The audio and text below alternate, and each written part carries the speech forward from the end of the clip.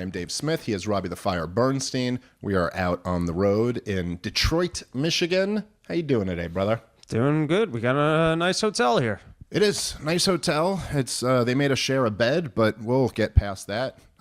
Just kidding. Just had to do something that was gayer than the picture I took with Nick Fuentes. And I figured a podcast right alongside a bed was the best thing we could do to top that one. So, man, there's a lot. There's a lot to talk about on today's show. And so we wanted to make sure we got this episode done. And then tomorrow we're going to record like a members only double show because we missed. And we're in Detroit all weekend. So if you're out here, come on out. Next weekend in Tampa. This Sunday I'm doing Childerberg. Then I'm off to California. And I got a whole bunch of runs. Porchstore.com. Yours is comicdavesmith.com. Any other dates coming up?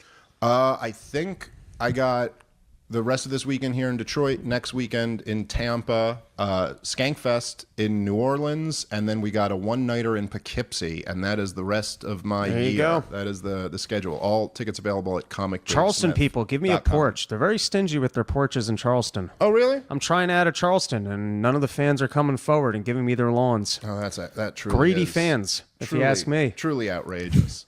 Okay, so I want to start the show just with a few quick thoughts about the last episode, where, of course, I had Nick Fuentes on the show.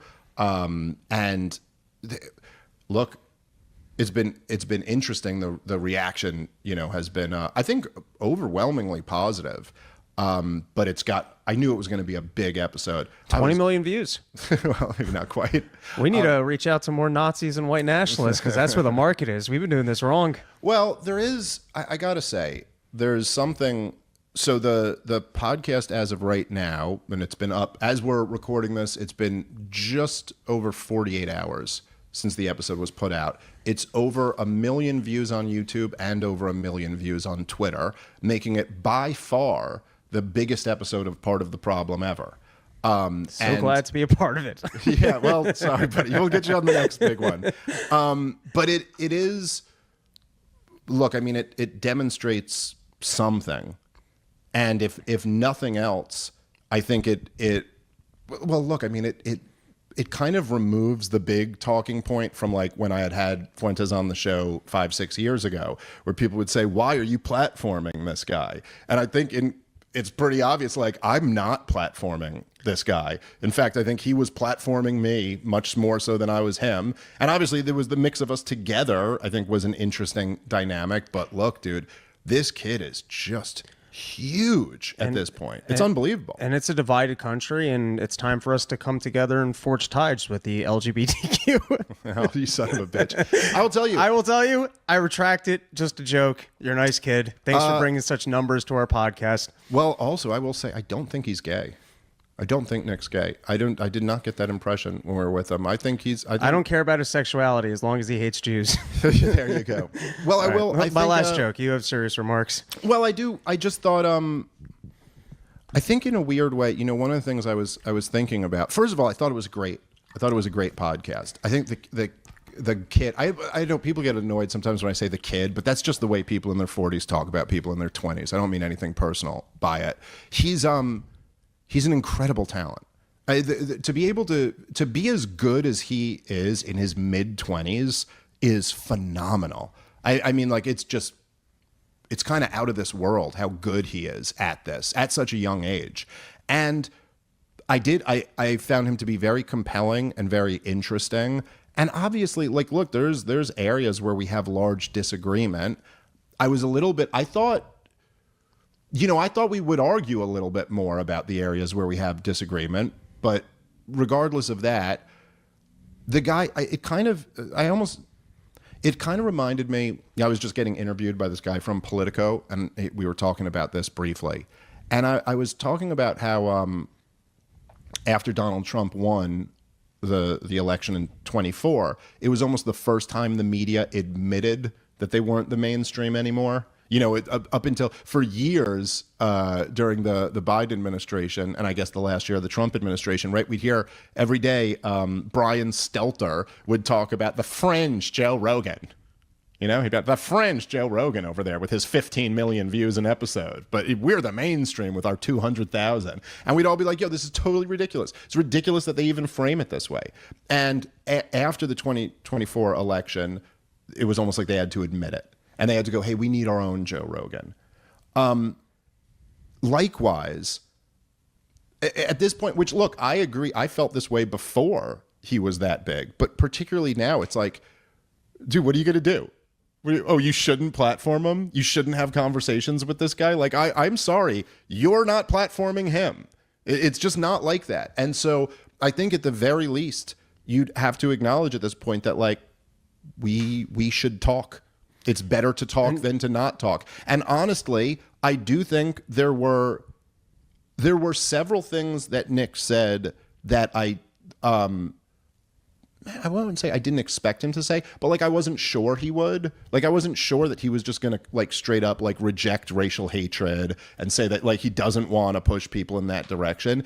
And I thought it was very positive that he did. And then I also just, you know, like one of my big takeaways from the whole thing, I guess I've always kind of felt this way, but it was just a little bit more, I felt it more as you're in person talking to somebody and you know, me and Nick both, and we've kind of always had this, whatever views we disagree with each other on, we just like each other, and there's kind of a mutual respect there. At least that's certainly the feeling I got, and I think he would say the same. And I was just, as you're talking to him, it was, you know, something that I've said before, but that I really just kept thinking was like, man, it is so crazy that this kid was determined to be the most evil man in America at like 22. That's bananas. It is so goddamn crazy. And we gotta like, I mentioned this to him on the show, but we have to find a way where now that people are growing up online, that people are being teenagers and in their 20s on their phone, on their computer, we cannot determine that people are evil and can never be like vindicated, or not vindicated, but can never be even rehabilitated, if you wanted to say it that way, because of stuff that they posted when they were very, very young. I mean, I just, if everything that me and my friends said when we were very young, there was like a record of, I could be ruined in an afternoon. And so I think that's something we got to figure out, and it's necessary, like to move forward. And yeah, I don't know what else to say. I thought it was a great conversation. I think the kid is a phenomenon. As I said before, as I said to him, I hope as he gets older, he pushes more of the Christian stuff and less of the Nazi stuff. That would, I think, be much better. But I also think that probably the spirit of these conversations shouldn't be that I'm here to take Nick down or I'm here to teach Nick something. It should be more like, let me see what I can learn from him, and let me also offer him some ideas that maybe he could learn from. So anyway, I thought it was great, and I hope we do it again, and I have a feeling we will. But anyway, it's going to be interesting. It's been very interesting to see the response, and I'm sure there will be more of that. And the haters should celebrate you as a national hero that you brought the biggest white nationalist in the country on your podcast and had him swear off violence towards minorities. What more can you ask for? You would think that would be a positive thing, right? Or somehow that's a negative thing. But in a way, it's kind of, anybody who does think that's a negative thing, it's kind of revealing of them. It's revealing of their motivations. It's like, I think you actually don't really think this kid is the devil. And I think that you're actually not scared of the movement that he's leading. Because if you were, you'd be thrilled that there's open communication and that he's disavowing violence. And not just violence, but hatred. And maybe you weren't worried about any of those things, and maybe he was just a convenient villain for you, and that you'd prefer to keep him as that villain. All right, guys, let's take a moment and thank our sponsor for today's show, which is The Wellness Company. I don't know if you guys have been, it'll be interesting to see where he goes and how he develops over the years. And yeah, we'll see. We'll see how this all goes. Anyway, I really did enjoy the conversation, and I really am appreciative to Nick for coming out and doing it in the what I took as a spirit of good faith, which is also what I think it's a little bit of a weird situation, particularly when me and him had kind of, been feuding a little bit, and then he's been feuding with good friends of mine, and kind of like it's difficult for everyone to come in and like lower their guard and go, let's just be, like that takes a little bit of personal discipline, and I just appreciated that he had that. And so yeah, I guess those are my thoughts on that for now. Okay, let's move on. And this is a little bit selfish of me to do this topic first, but only a little bit, because this is actually a very interesting story. But so the episode with Nick Fuentes is the most viewed episode of Part of the Problem ever, but the most viewed thing that I've ever been a part of is still, and quite possibly will always be, the Douglas Murray debate on Joe Rogan. And so anyway, there's a big story that came out about Douglas Murray the other day. Shout out to Ryan Grimm, phenomenal reporter who broke this story. Love that guy. And he texted me the night before the story broke, and he goes, I got a story for you tomorrow that I think you're really going to like. And I was like, oh, what is it? And he gave me some hints, but then I saw it the next day. So anyway, Douglas Murray, my famous rival from that debate on the Joe Rogan Experience. To places. A traveler to places. Now, of course, as everyone remembers, the big moment of this podcast that went as viral as anything I've ever seen, it's certainly anything I've ever been a part of, was the "You've Never Been," which I wanted to find this clip just so we could play it for today, and I found out I was not aware of this, but all you got to do is YouTube "You've Never Been." And oh my God, it actually took me a while because I was just trying to find this clip for Natalie. It's the remixes. But it's all the remixes. It's all video. So essentially what happened was Douglas Murray tried to make this ridiculous non-argument about me having never been to Israel. It was fairly universally mocked and derided, appropriately so. And then this just became the story of the debate, essentially, was just everybody making fun of how ridiculous Douglas Murray was. And it led to a lot of fun, a lot of auto-tune remixes and funny YouTube comments, and and that's just what it was. But so this story came out that Ryan Grimm just broke, that there were some leaked emails that came out, and it turns out that both Douglas Murray and a few other people, including David Frum, had been writing speeches for the Israeli ambassador to the United Nations. And Douglas Murray's case, it also came out that he was directly fundraising for the IDF. And I think Friends of the IDF.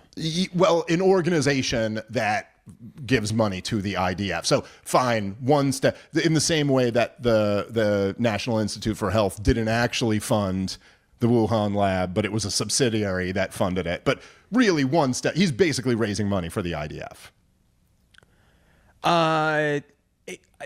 It could be. I'm not sure. It sounds like it might be for like soldiers that served. I get the money's fungible, but it might be like going. I don't think like it's money that's going to weapons for the IDF. Okay, fair enough. It's like, regardless, money that is going to the IDF in one form or another. But sure, but regardless, you've got him now writing speeches for government officials and raising money for the government's military in one capacity or the other. Anyway, I can't help myself but just to point out that I have never been caught assisting a foreign government. I have never been essentially a foreign agent but just part of the reason why this is such an interesting story, and so just incredibly vindicating, is that as everybody was mocking Douglas Murray's ridiculous non-argument, I think a lot of people have kind of forgotten what he was trying to say there. So I'd like to go back to my biggest hit ever. Let's go back and listen to what Douglas Murray was saying to me on the Joe Rogan Experience. Have you been to the crossing points? No. When were you last there at all? I've never been. You've never been? Well, am I not allowed to talk about it now? I've never been to. Have you ever been to Nazi Germany? Are you allowed to have feelings about them? You can't time travel, but you can. But you can travel. Okay, but so what? So what's the point? Like, no, okay. I find that lots of people have been. Okay, sorry. Let's jump. We had to do this in two different clips here. Let's jump to the next one where he expands on what he means by pretending by acting and pretending to be outraged when he heard that I've never been there.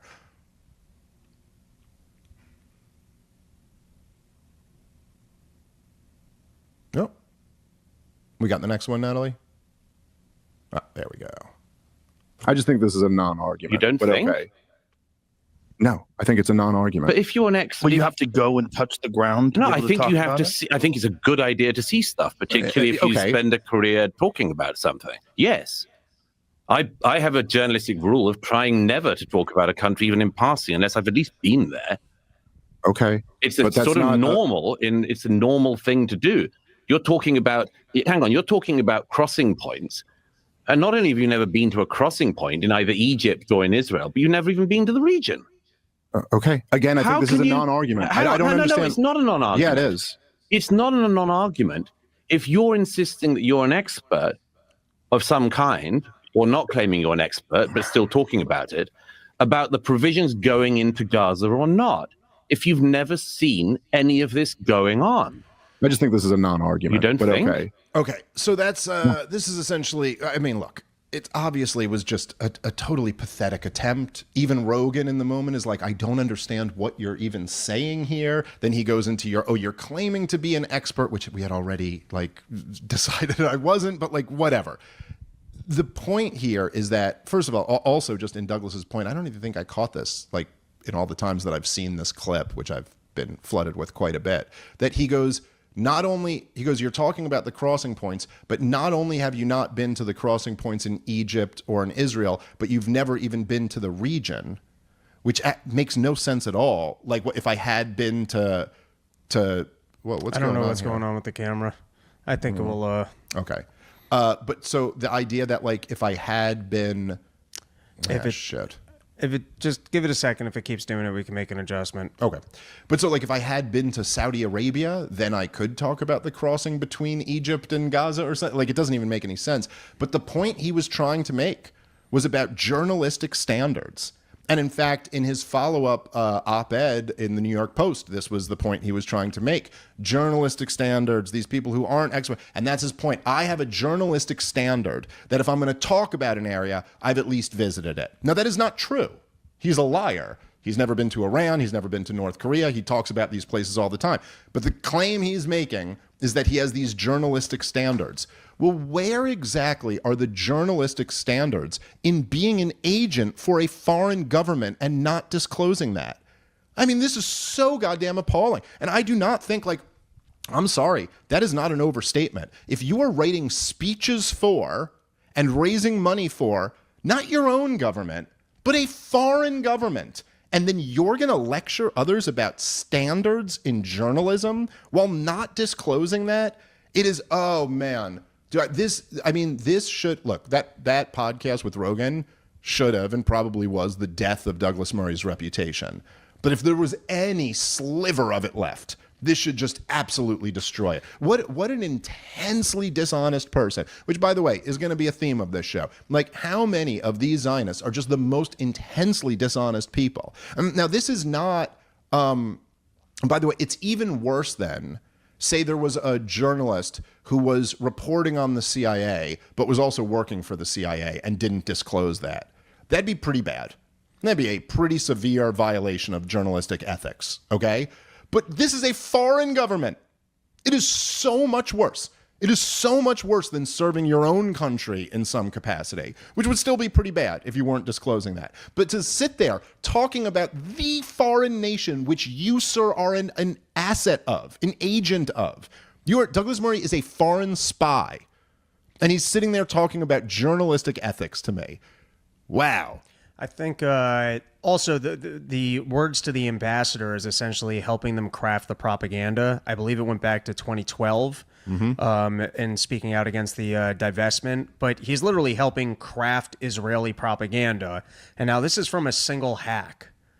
That's a breadcrumb. That's not the totality of the story of Douglas's Murray relationship with Israel. But if you're taking the time to go, hey, I've got some expertise in journalism, let me help you guys try and craft your propaganda message, and then you're out in the public space now, pretty clearly trying to advocate for one side, My guess is that there's more of a relationship there and more of a payday there than just, hey, I'm friendly with the ambassador. Let me try and help you here and craft some of the message. Yeah. Well, the fact that Douglas Murray wouldn't go, well, look, I present myself as a journalist, even though I'm totally on your side. I can't be writing your speeches for you because, like, you're a foreign government. I'm a British citizen. I can't be writing speeches for a foreign government.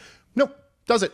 And no need to disclose it. So save me this load of bullshit about your journalistic integrity and the ethics of being a reporter and how these podcasters just don't have the same standards that we have. What standards are those? Now, Dave, have you ever met the ambassador? Like, you've never met him? How can you comment? And look, like part of the reason why Douglas was so rightfully universally mocked and ridiculed for taking this line or taking this approach with me was, well, number one, it's a ridiculous non-argument, right? Like, you could have never been to a place and still be correct about it. You can learn a lot from books, as it turns out. Turns out there's like all of these really brilliant people, and they've collected their thoughts in written word and then bound them together on pieces of paper, and they sell them. You can purchase them and read them and learn lots of things. And just because someone's been there, you could be wrong about that. Like, a Chinese citizen could tell me that 75 volcanoes are erupting in China right now, and I could be like, no, that's not true. And even though I've never been there, I could be right and he could be wrong. So the argument itself was stupid. But part of the reason why people mocked him so much for it was that he was clearly acting. Like, this wasn't, he wasn't really shocked that I said that. And then he goes, you've never been, like, he did this dramatic performance. So people were responding to the dishonesty, in a sense, is what I mean. But think about the level of dishonesty that has now been revealed. That not only, yeah, you've been because you work for them. You go, I've been there. Yeah, you're a foreign spy. I'm sorry, you're a foreign spy, in effect. You are working for a foreign government as you publicly advocate for them and don't disclose that you're working for them. So, whew, just again, like one of my big takeaways with whether it's Chris Cuomo or Douglas Murray, it's like one of my big takeaways, Josh Hammer, who we're going to talk about in a second, the level of dishonesty, how comfortable these people are just telling a bold-faced lie is truly remarkable. And man, I am thrilled that they're all getting exposed. Man, do they deserve this. Okay, so the other one here, which isn't, as personal to me, but is probably, even more relevant, is David Frum. David Frum getting busted here, okay? Now, David Frum also essentially was doing the same thing, given the Israeli ambassador draft speeches. Then David Frum is also, who's working at The Atlantic right now, also in a separate email, they had him asking for an interview with the same ambassador who he's writing speeches for. I'll give you a nice interview. I'll make sure you look good. Well, I'll re-edit your responses if I didn't think you were slick enough. I mean, I don't think it needs to be said, I'll make you look good, when you're literally writing speeches for the man. How about we'll do a written interview? I'll write your part, and then you can just sign off on it. Yeah, right. Yeah, exactly. I mean, it really is like, and to all of the people in the old guard, in the legacy media, who are, constantly decrying the lack of journalistic standards in the podcast scene. I mean, how can you defend this?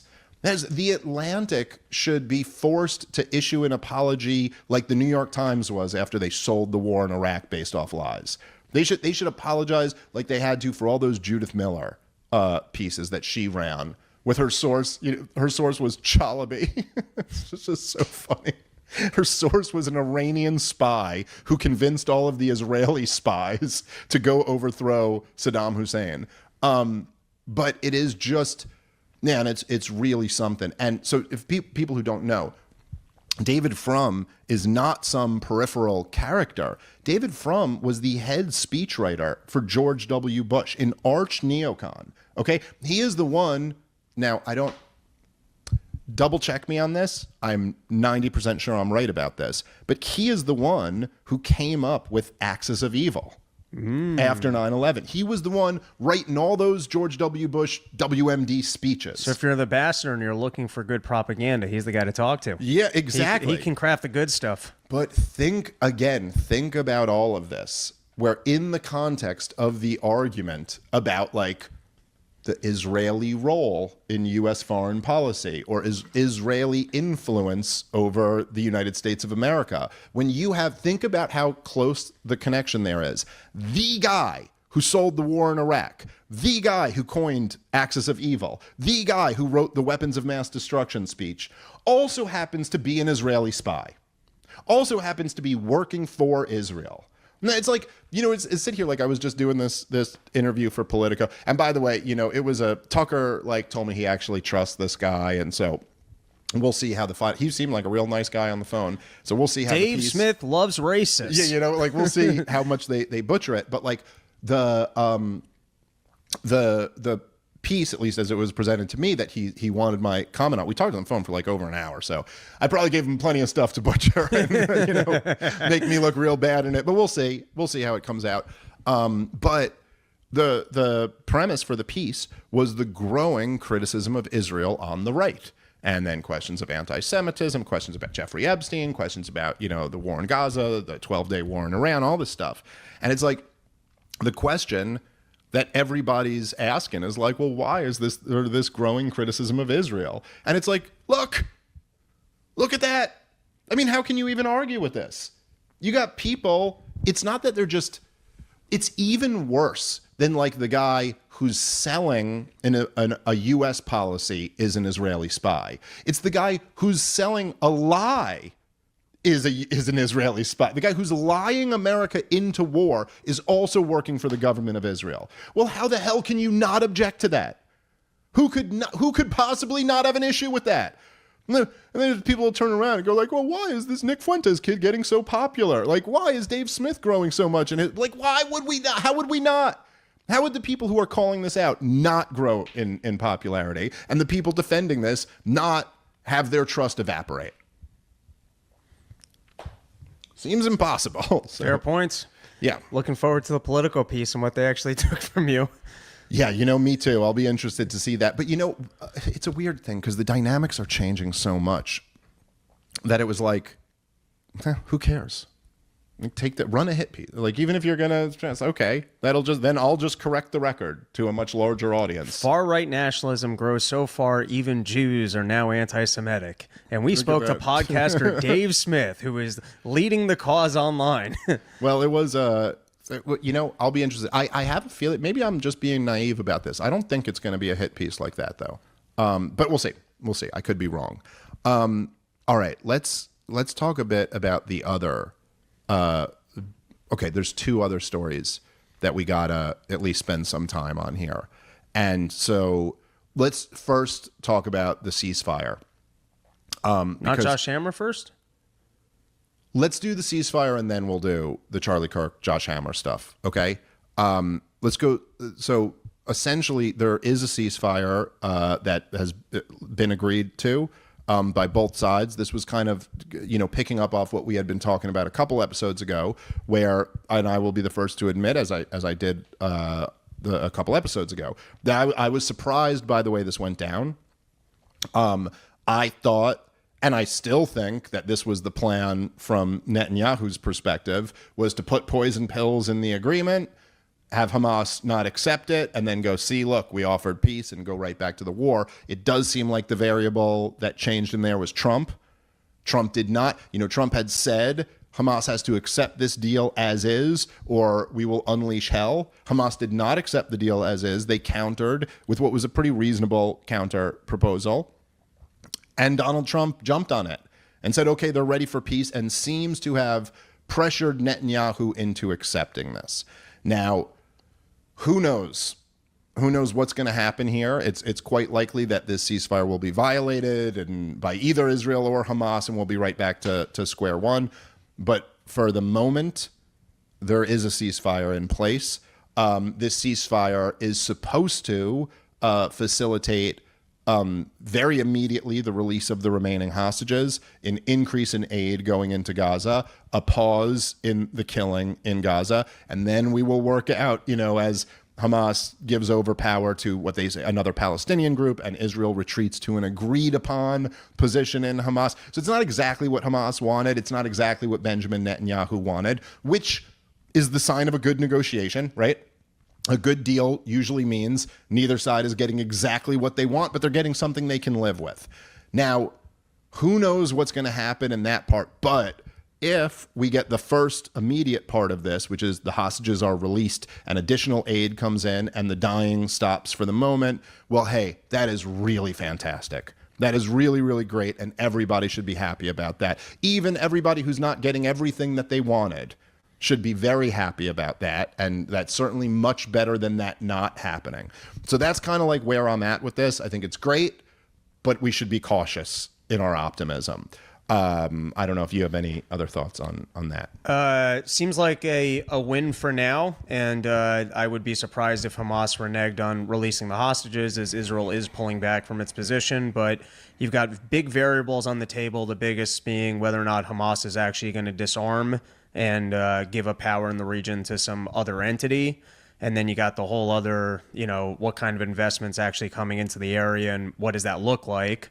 But I think the biggest obstacle for moving forward is going to be, does Hamas actually disarm and give up power in the region? But for now, seems like Trump got the hostages out and has created an actual ceasefire. And, maybe the Israelis will actually adhere to it. And perhaps perhaps Trump has a good win here for peace. Yeah. But there still seems to be a lot to work out. Yeah, no, I think that's right. I think it's wait and see is kind of the only reasonable thing here, and the devil will be in the details, and we'll see how this works. But at least there's some reason to be optimistic that things could get a little bit better in the short run, and that's really fantastic. And Trump apparently, what pushed the ball forward was him guaranteeing that Israel wasn't going to be the ones to break the ceasefire. Which, if that's true, and that's very on the record, it will be interesting if Trump is actually more aggressive towards Netanyahu of we can't have this there anymore. Yeah. Well, that will... And there was definitely the moment where he told Netanyahu to quit being so fucking negative. Yes. No, that's for sure. And it does, again, it'll be interesting. It'll be interesting to see how this actually develops. And is it the case that Smotrich and Katz and Netanyahu and all these guys just lose and don't get the ethnic cleansing they want, or don't get the annexation or occupation that they wanted? Is that... It's certainly not obvious right now. And from everything I'm seeing, it doesn't seem like the residents of Gaza are upset about the war being over, because they wanted to continue being human shields and take advantage of this opportunity that everyone's upset with Israel. So I don't... Yeah. Yeah. No, I don't think so quite at all. I wanted to read this because I thought this was kind of interesting. There's Coleman Hughes, who I just debated recently. And I was destroyed, according to the people who thought I was destroyed by Douglas Murray as well. But anyway, so he posted this on Twitter. Was this today? He posted... Pure joy in the air. Are you sure that this is actual evidence of his opinion? I know it's written and you're reading it, but... Well, yeah, I mean, who knows? No, I've actually seen the tweet, and so therefore it's legit. Oh, okay. It's legit. It's not hearsay then. I got you. I'm learning here. So he wrote, quote, "Pure joy is in the air," end quote, is how an Israeli journalist described the mood in Israel right now. But how could that be? The Israelis want, above all, genocide and ethnic cleansing. Then why would they celebrate a deal that ends the war with no ethnic cleansing and 90% of Gazans alive? Quote, "Pure joy is not what you feel when your deepest ambitions have just been thwarted. It's almost as if the goal of the war really was to get the hostages back and oust Hamas. It's almost as if Israelis are motivated by a deep, dark desire to live in peace with their neighbors." A few things on... Oh, go ahead. Just off the bat, there's a term mowing the grass, which I've heard from the Israelis quite a few times. Mowing the lawn, mowing the grass. Yeah, which is essentially every once in a while you got to go in there and you got to kill a whole bunch of people to kind of keep them in line and keep them in check.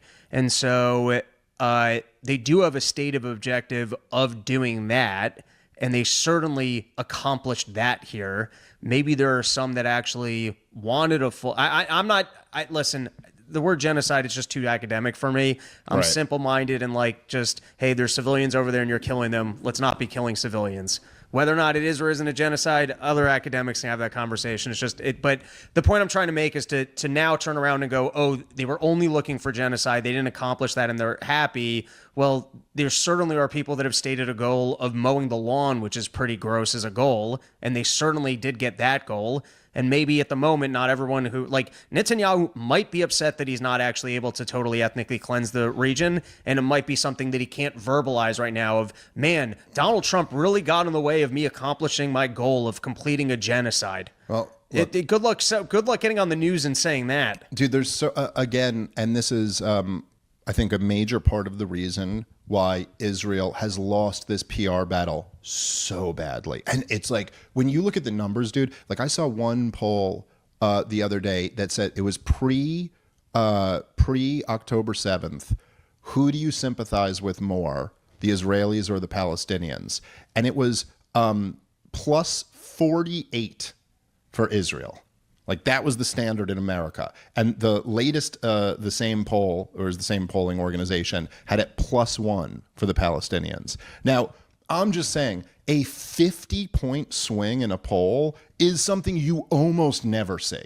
Like in any issue, there's almost any issue in 3 years to swing 50 points in a poll is, now, again, I'm not saying that any one poll has it exactly right, but when you track a 50-point swing, there is a major trend going on there. And part of the reason, there's several, but part of the reason why Israel is losing the PR war so bad is that they rely on this type of just obviously disingenuous stuff. Like one of the basic things Coleman's doing here is he's conflating two different meanings of Israel.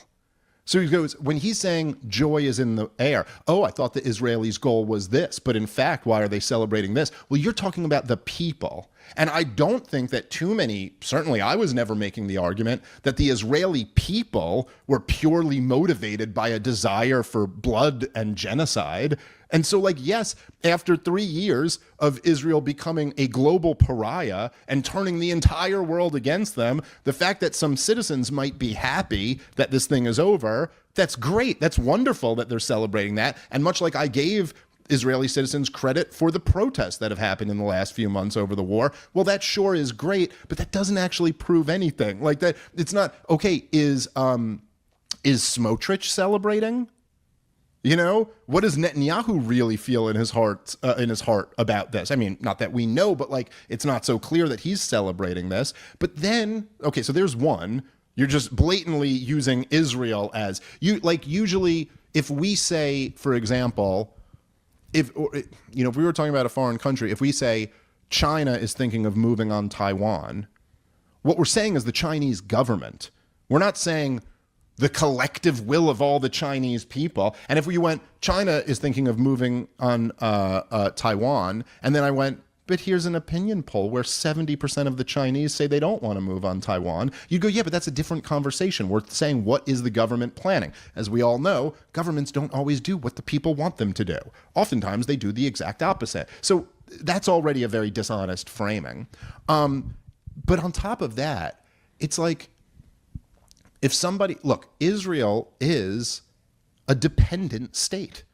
They are dependent on the US and other Western governments. And so if pressure was put on them to stop doing what they're doing, that doesn't prove that that's not what they wanted to do.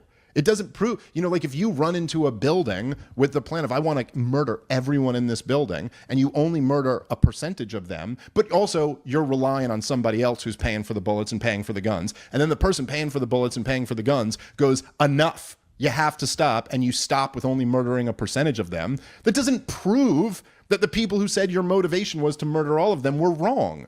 And also, by the way, the claim wasn't really ever made that Israel wanted to murder all of them. I think Israel wanted their land. They wanted them gone, right? And so murdering a bunch and then ethnically cleansing the rest. Again, this isn't something we're guessing. We're saying people at the highest level of the Israeli government have said that this is their goal. Okay.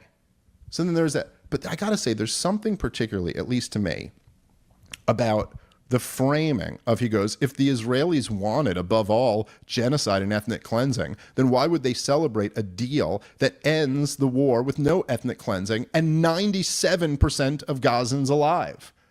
Like, that is a very convenient way to describe murdering 3% of a population. 97% alive. Like, I mean, think about the dishonest framing. How many of them still have homes? Well, yeah, well, that's a good, right. That's another point. Right. To. We've only made 100% of the population homeless and destitute, but we only murdered 3%. It is literally on the level of talking about saying O.J. Simpson only killed 3% of the people that he met that day.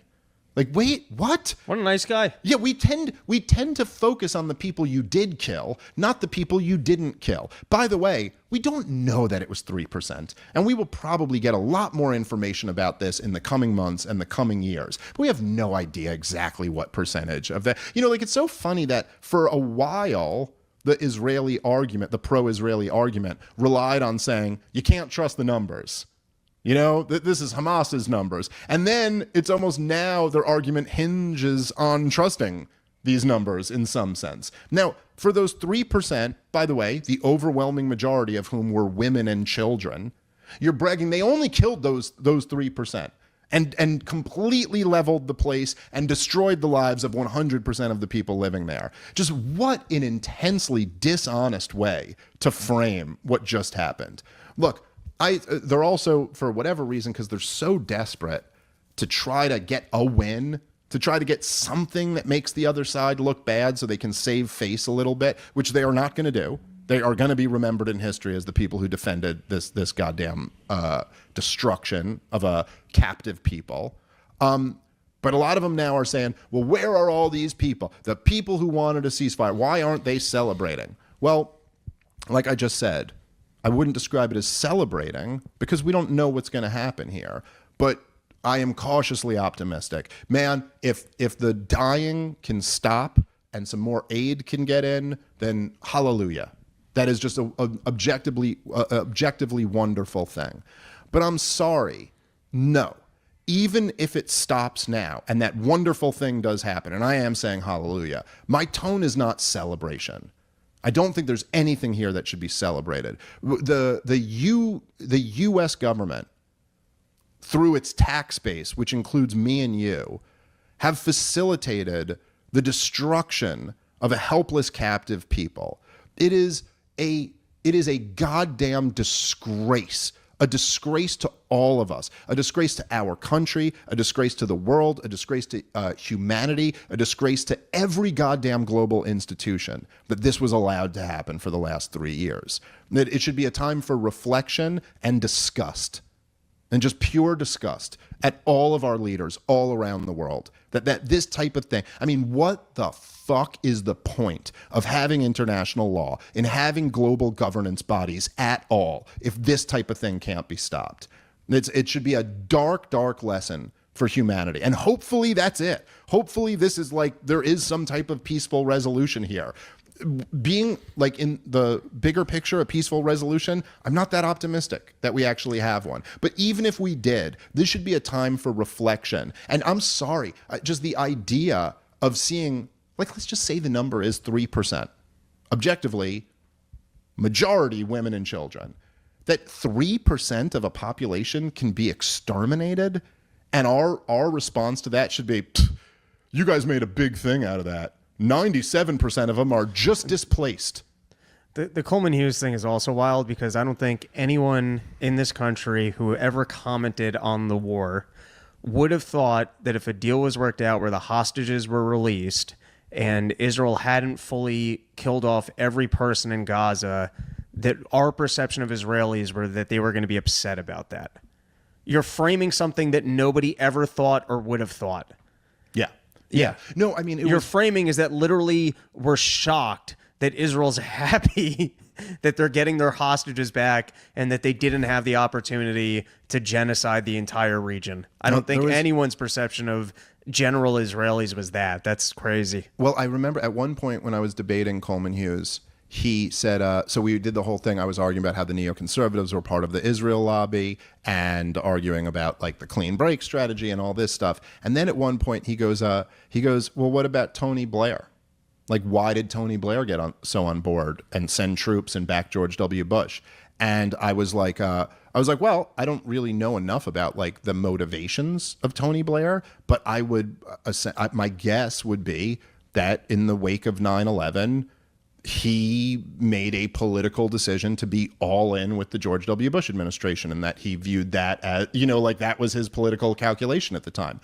And then Coleman goes, but how does that fit in with your narrative of Israel?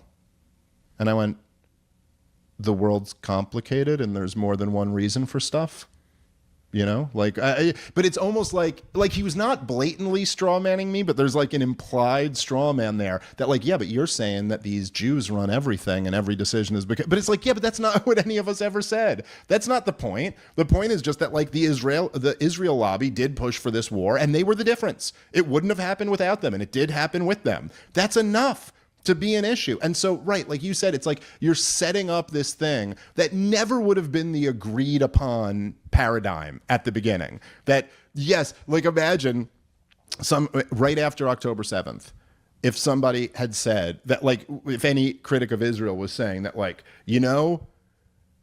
destroying all of the Gaza Strip and murdering 3% of the population will not be enough for them. And they'll still have bloodlust after that. Like, that was never the argument. This doesn't prove anything. I'm sorry. And I think it's just one more example. Like, the only thing it proves is that all of you guys are so dishonest about this shit. Like, that seems to be the thought here. Okay. I want to also hit, in the time that we have left here, the latest on the Charlie Kirk situation. And I wanted to give some thoughts. Me and Fuentes briefly touched on this, but I've actually learned a bit more since that podcast. Like, I think, I might be misremembering this, but I think if I'm right, when I was talking to Fuentes, the latest I had seen was that Candace had released this group chat where Charlie straight up says, I'm going to have to abandon my support for Israel. And I believe, I could be wrong about this, there's just been a lot going on the last few days, but I believe I had not yet seen that Turning Point had confirmed that those messages were real. But so I've been thinking about this a bit more lately, and actually I just watched our good friend Clint Russell's last podcast on this, which really was phenomenal. Let me see if I can find that so I can give it the right plug. I love Clint. Clint's one of the best guys out there in this space. Liberty Lockdown. He is criminally underrated. His latest podcast was titled Charlie Kirk Provably Betrayed, Candace Owens Bombshell Texts, My Reaction to Dave Smith. My reaction to Dave Smith and Nick Fuentes. It's a not that long of a podcast. It's a little over 40 minutes. But I thought it was really excellent. And it was, he was, as is usually the case. I mean, me and Clint usually see eye to eye on most issues. And I kind of, I pretty much agreed with everything he said. I always hesitate to go, I agreed with everything he said, because maybe there was something in there. But for the most part, I think I'm right where he is. And so I wanted to kind of like talk about this because I have been, and I think I have some credibility on this issue because I've been, a fairly prominent critic of Israel through all of this stuff. I am, was friends, I would say, with Charlie Kirk, and I am friends with Candace.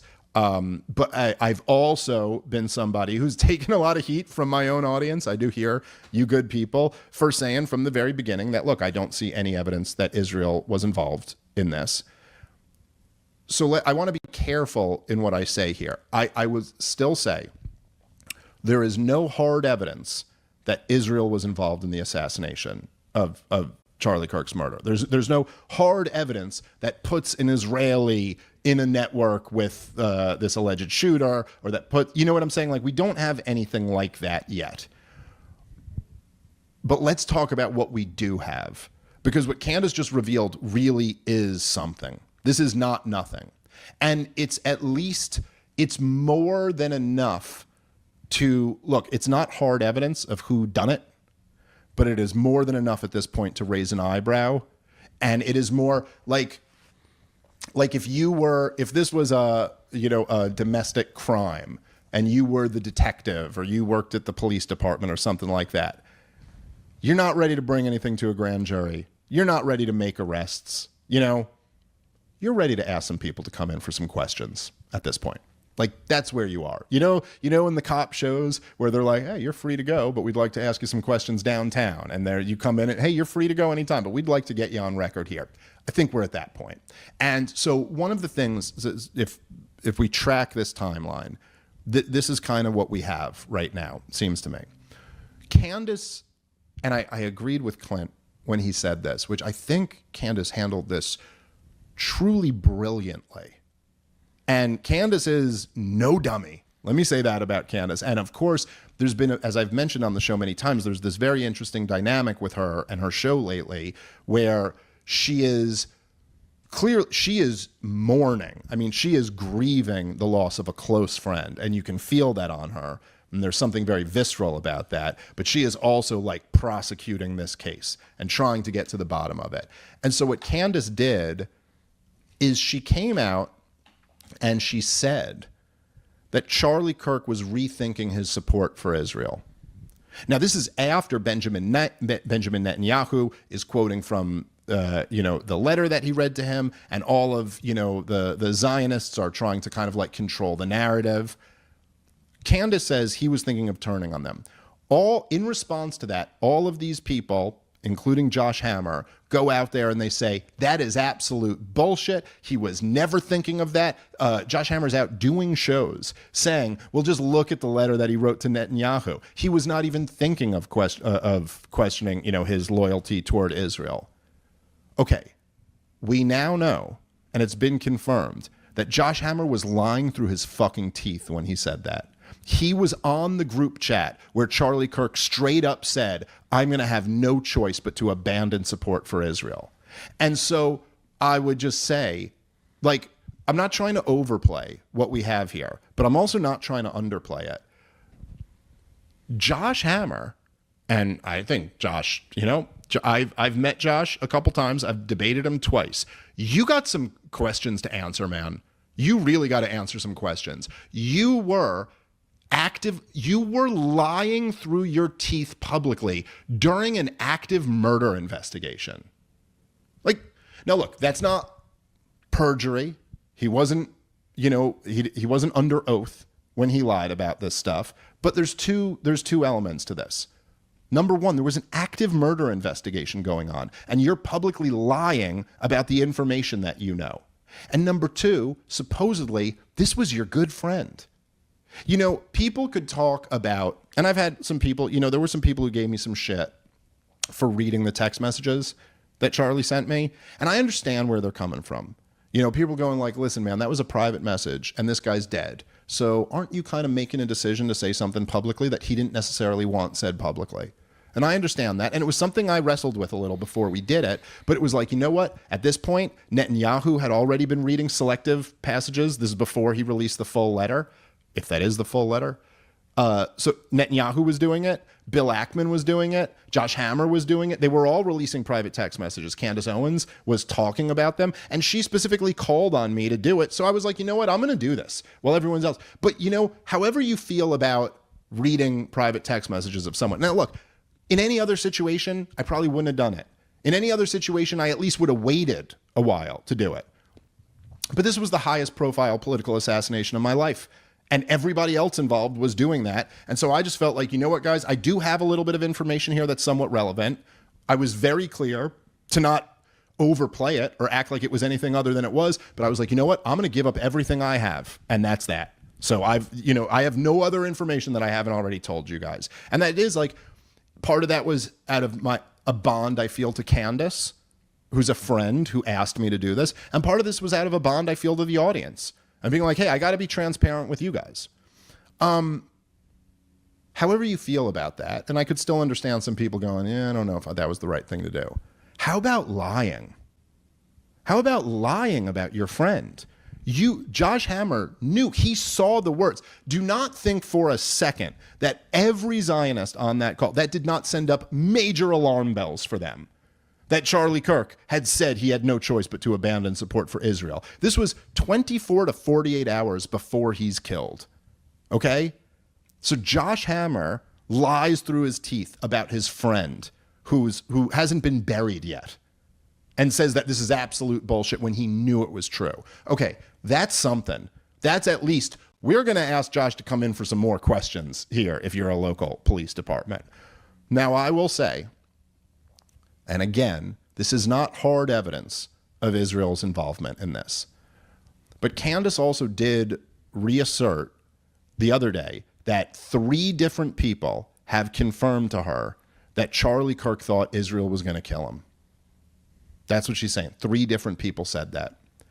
Now, also, Andrew, who I met down at the Turning Point USA event, he revealed something very interesting. It's not only that he said the group chat was legit. It's that he said he had taken the screenshot. He had taken the screenshot, which is the one Candace was sharing, and he said he had sent it to the authorities. He sent this to the authorities because he thought they needed to know this. Now,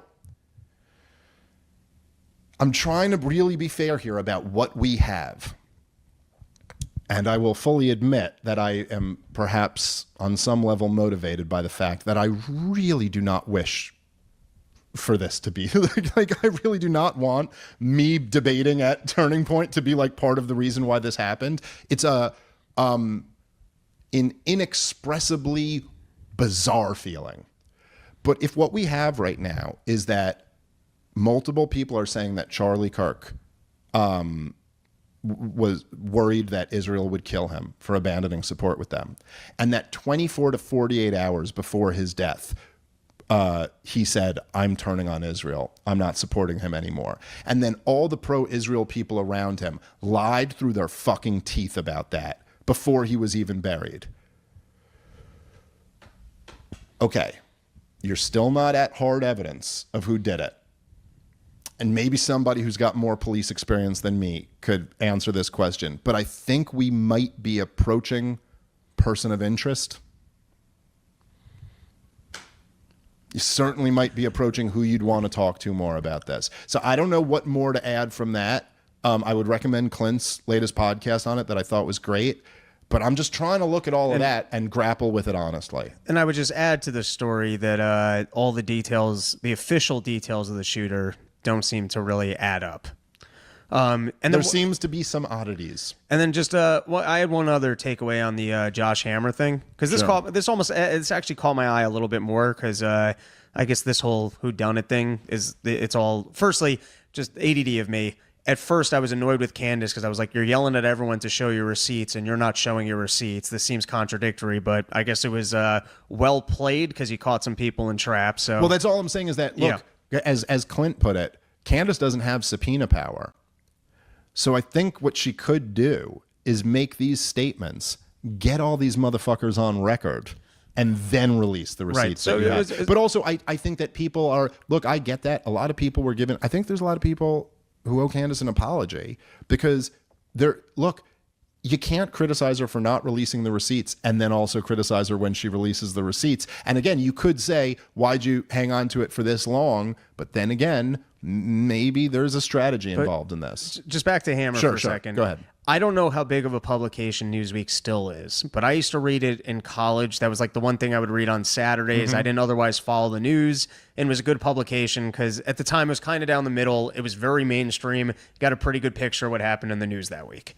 It still is a big brand. Newsweek is a big brand. I believe Hammer's position is the senior editor. It seems very inappropriate to be the senior editor of what's not sold as a propaganda publication and to be trying to navigate donor calls and Israeli messaging with other people in the media.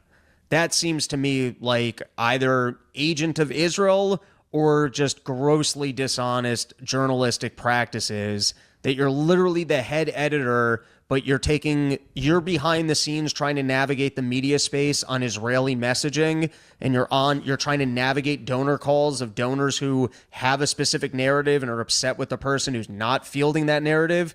I don't understand how you have both those positions. Yeah, well, no, 100%. And look, back to the broader point. This is why so much of this Israel conversation is just not going away. Because, like, what is that? I mean, like, look, again, in effect, you're a foreign spy. Like, what is this? You're sitting here, you are presenting yourself as an America First American citizen / journalist, but you're actually a foreign spy.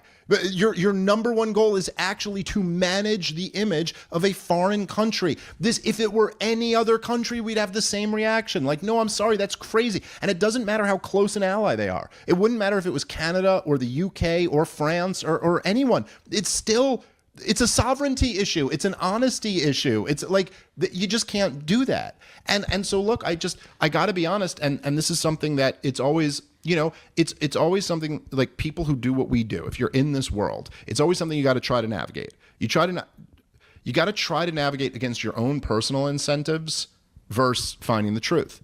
And part of that is even positions that you've staked out so far. So like there's this inertia, there's this invisible incentive to like, I came out and said Israel, there's no evidence that Israel's involved in this. And so then you almost like want to dig your heels in and say, but look, I'm just saying, zoom out here. And this is where we're at with it. There were claims that were made at the very beginning, many by Candace Owens, some by Max Blumenthal and others, that were denied, ridiculed, and straight up just attacked in a vicious way. Some of these claims were that Charlie was rethinking his relationship with Israel. Charlie was actually on the precipice of turning on Israel, that big donors had pulled out of Turning Point because he platformed Tucker Carlson and Megyn Kelly and some other comedian. I'm trying to think what some of the other claims were. Well, look, they were all viciously attacked. They've all turned out to be true. I guess what exactly the nature of the Hamptons meeting has not, been proven. But still, you've got enough that's there at this point that you're like, whoa, they're really, and it does, I'll tell you, thinking about all of that, it makes you look at the Megyn Kelly interview in a slightly different light. There you go. Okay, you can really see what he was saying there. As Nick pointed out on the last episode, there was one point in that Megyn Kelly interview where he actually goes, "You're going to lose me," and then stopped himself and went, "Well, you're not going to lose me, but we all saw what you wanted to say there, Charlie. We all saw what your thought was." And I guess in addition to that, my one other and this is a pettier, not as relevant thing, but like, dude, I re-listened back to an interview that Josh Hammer had given right after Charlie's death, where he was talking about how Charlie would come to him to ask for help with messaging and talking points and stuff. And he's making this claim after our debate. And I mean, look, I'm just saying, it does seem a little bit strange to me that Charlie would be going to Josh Hammer after getting fucking spanked. Like, really? That's the guy you're looking back to how to win over this crowd? The guy who just got destroyed in front of this crowd? I guess Netanyahu's nephew. You got to check in with your handler. Right? I mean, I'm sorry, there's just something about that is a little bit too much. It's just like, and as I've told you before with my personal interactions with Josh Hammer, like, the dude's a liar. And he clearly is caught here lying, and he's trying to double down now and say that Candace is out of her mind. But, now look, I'm not going to try to make too much out of the fact that he retweeted a thing about public executions the day before Charlie Kirk got killed. I mean, yeah, that sure is weird, but again, it's not hard evidence of anything. It is an eyebrow raiser, for sure. It is something that makes you wonder. And so anyway, I just wanted to kind of give my thoughts on that and allow you to give yours too, because it is a development and we can't pretend that it's not. There you go. Porch Store, everybody. Got dates coming up. Quit being stingy with your Charleston porches. Out in California, going to be filming those shows. So coming out with Brian McWilliams, Hawthorne, Agawangas, I don't know, the Santa Barbara maybe. I don't fucking know where I'm going to be. Porchstore.com. And of course, this weekend, we still got shows out here in Detroit, shows tonight and tomorrow night. And Tampa's going to sell out, so you better grab them tickets. That's right. Side Splitters next week, Poughkeepsie, Bunch of stuff. ComicDaveSmith.com for all those ticket links. All right. Thank you guys very much. Catch you next time. Peace.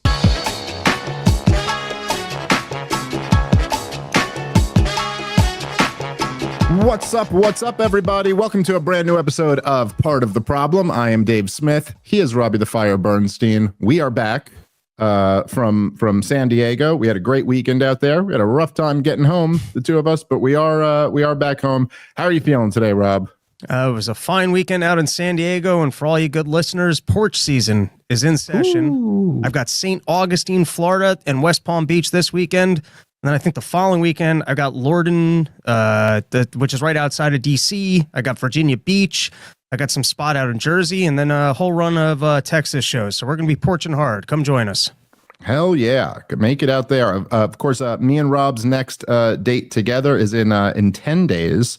We'll be out in Appleton, Wisconsin at the Skyline Comedy Club, which I've heard great things about. This is this will be my first time ever in Appleton. But I've heard that this is a great club and it's a great town. And I've already heard a lot of people are excited to come out. So looking forward to that. And then after that, we're back at Wise Guys in Salt Lake City. We had a great time there last year when we were out there. Rob, can you still ski in June out there? No, but I hopefully if unless I'm still shuffling around like a Chinese lady with an injured back, I'll do some mountain biking, some hiking or something. It's there you go. There. And then, of course, it all leads up to the one we're real excited about is the Denver Comedy Works. For the first time, me and Rob will be out there for a full weekend. Then we're back at Hilarities, the Comedy Connection in Providence, Tacoma, Spokane, Detroit, Tampa, Florida. A lot of fun stuff coming up. ComicDaveSmith.com to grab those tickets. All right, so let's get into today's show. There are a few things that I really wanted to talk about. Let's start with Donald Trump, who sat down with Kristen Walker.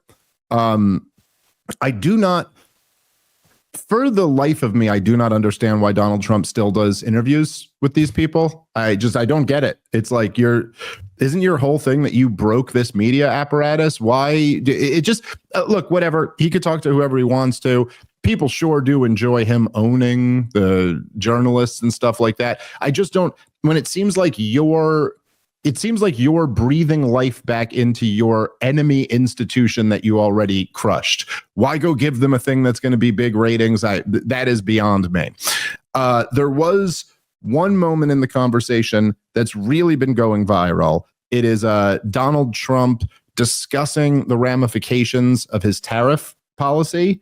And so here, let's play it and then respond. I was personally myself a little bit surprised that he took this line, but let's watch. Said this week got a lot of attention. You were at your cabinet meeting. You said, quote, I'm going to quote what you said, maybe the children will have $2 instead of $30. Yeah. And maybe the $2 will cost a couple of bucks more than they would normally.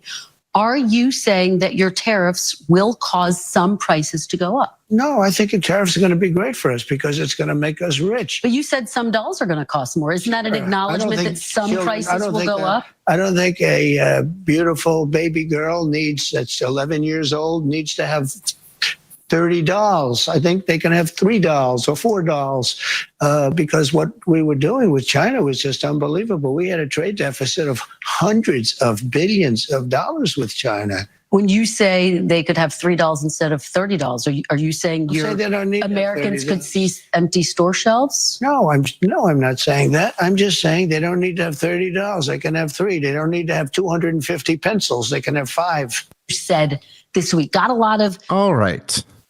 So this was the comment from Donald Trump that is drawing a lot of scrutiny. And I got to say here, Rob, I think we've tried our best to do a good job here of just like calling balls and strikes. So like I will be the first one to give Donald Trump credit when he does something good. I'll be the first one to criticize him when I think he does something wrong. I'll be the first one to defend him when I think he's being unfairly, villainized by the corporate media or whatever. This is retarded bullshit. This is just ridiculous. It's ridiculous on so many goddamn levels. First of all, it's like, you can't have it both ways, dude.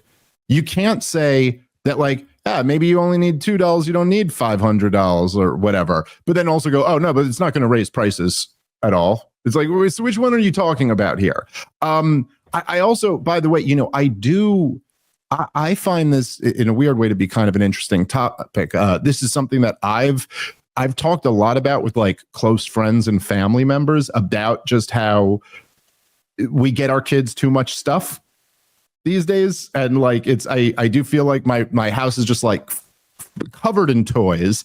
And I was like, maybe in some way, like if my kids had less toys, they'd appreciate the ones they have more, something like that. But that's a very different conversation than a conversation about a government policy that makes it more expensive to get your kids toys. And I'm curious to get your thoughts on this, Rob, but I just, for a few reasons, I find this to be totally indefensible.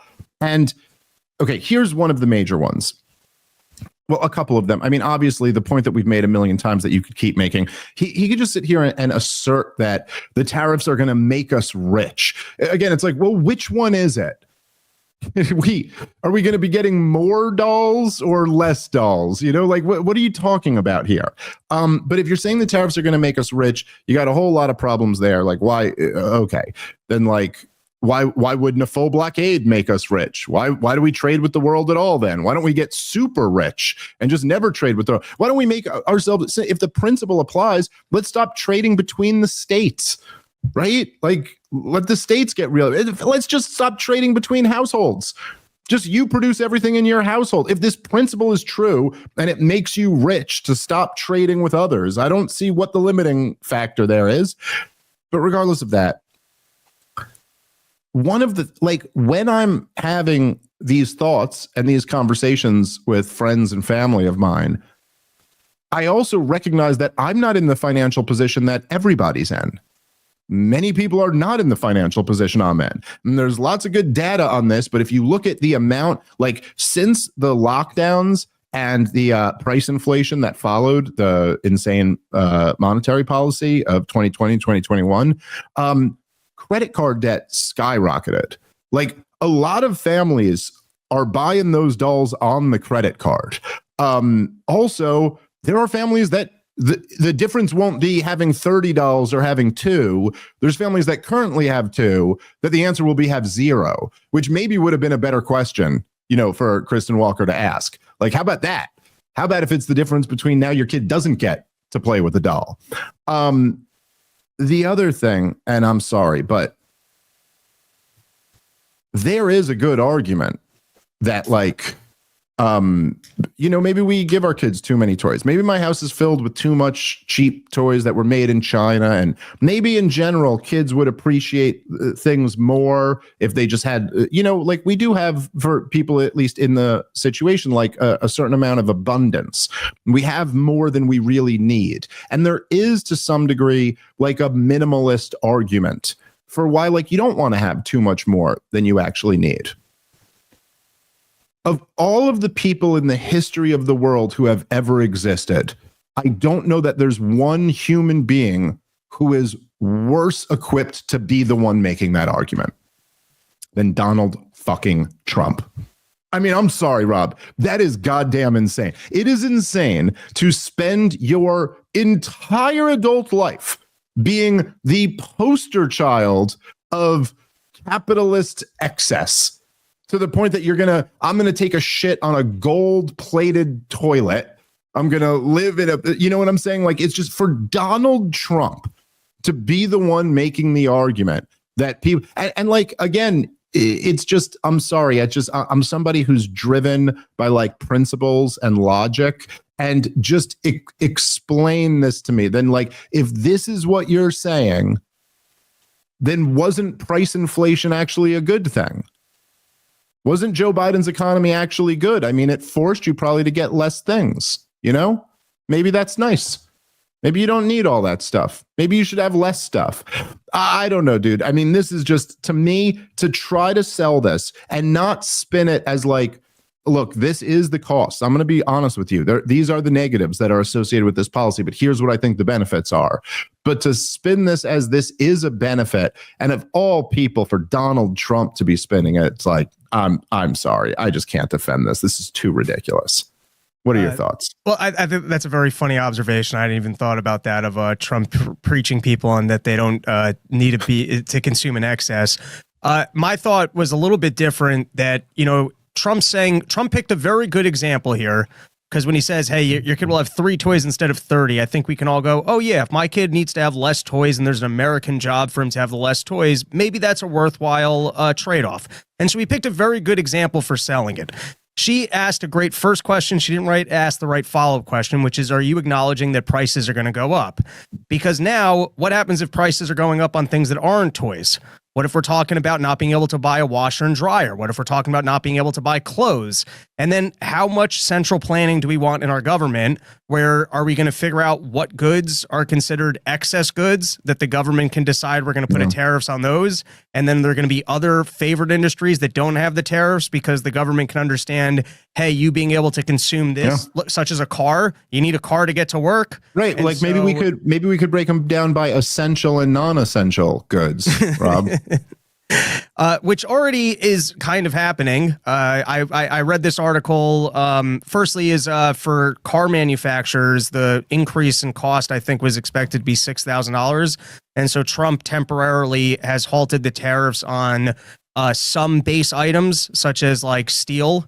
And so because General Motors was able to lobby the government and that it would affect their business, you know, they're now preferred industry. What about every small business owner that can't actually get Donald Trump's ear and explain, hey, you didn't give me enough notice on this. You're ruining my business. I don't have enough time to make these adjustments. And so to me, part of the tariff just speaks to, do you want central planning in the economy? Do you want the president to be able to say, these are goods that you should not have in excess, so we're going to tariff them. These are important goods, or these are favored industries. There's not going to be a tariff on it. And then what's going to be the fallout from, you know, the market versus central planning? This is a president saying, hey, I don't think it's important for you to be able to consume blank amount of this item. Now, the two that he wants to tell you about is pencils and dolls. But what other items are you going to see price increases on? Are those ones that will be vastly more detrimental to your lifestyle? And then what? Does he make an adjustment down the line? Did he not foresee it? Yeah. What does those adjustment periods look like? This is all just the stupidity of central planning.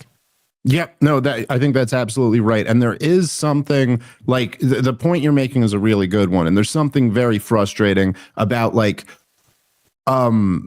constantly almost like minimizing what the issue with rising prices is. Like, you know, like, and you would think after living through the last few years of serious price inflation that would be gone. That it's like, yeah, dude, this isn't just like, oh yeah, you got to pay a couple more dollars for cheap Chinese garbage or something like that. It's like, what about really important items? And there's always, this is something that's always been frustrating to me.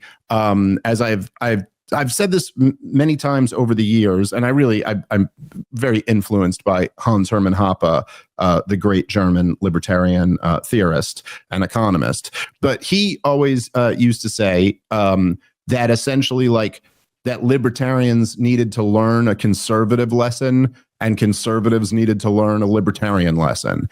And from my perspective, I think most good libertarians did learn that conservative lesson, which is like that there's something about, like, if you want to have a free society and you want to have a stable society, and particularly if you want to have a libertarian society where the government isn't like hyper regulating social activity, well, then you've got to find other ways by which to promote social cohesion and normalcy. And like, you can't just have a nation of degeneracy. That's not going to work out. And that's kind of the conservative lesson that libertarians needed to learn.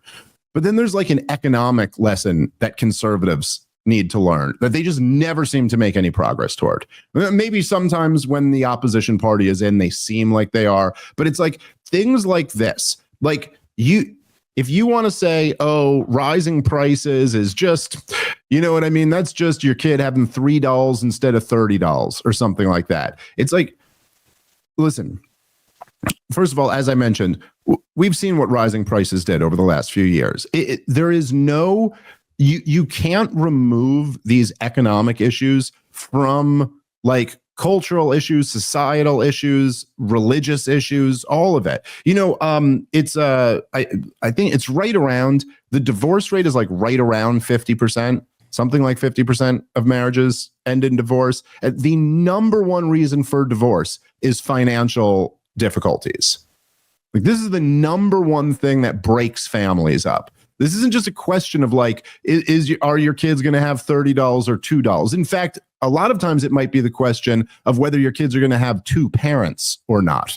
Like, it's not a game to just make life more expensive, especially when so many Americans are living paycheck to paycheck. So many Americans are putting necessities on the credit card. Like there's some of these studies where it's like, I mean, you could, sometimes they manipulate the numbers and it's not exactly what it is, but it's still pretty close. But like, where there'll be these things of like, what percentage of Americans can come up with $1,000 for an emergency?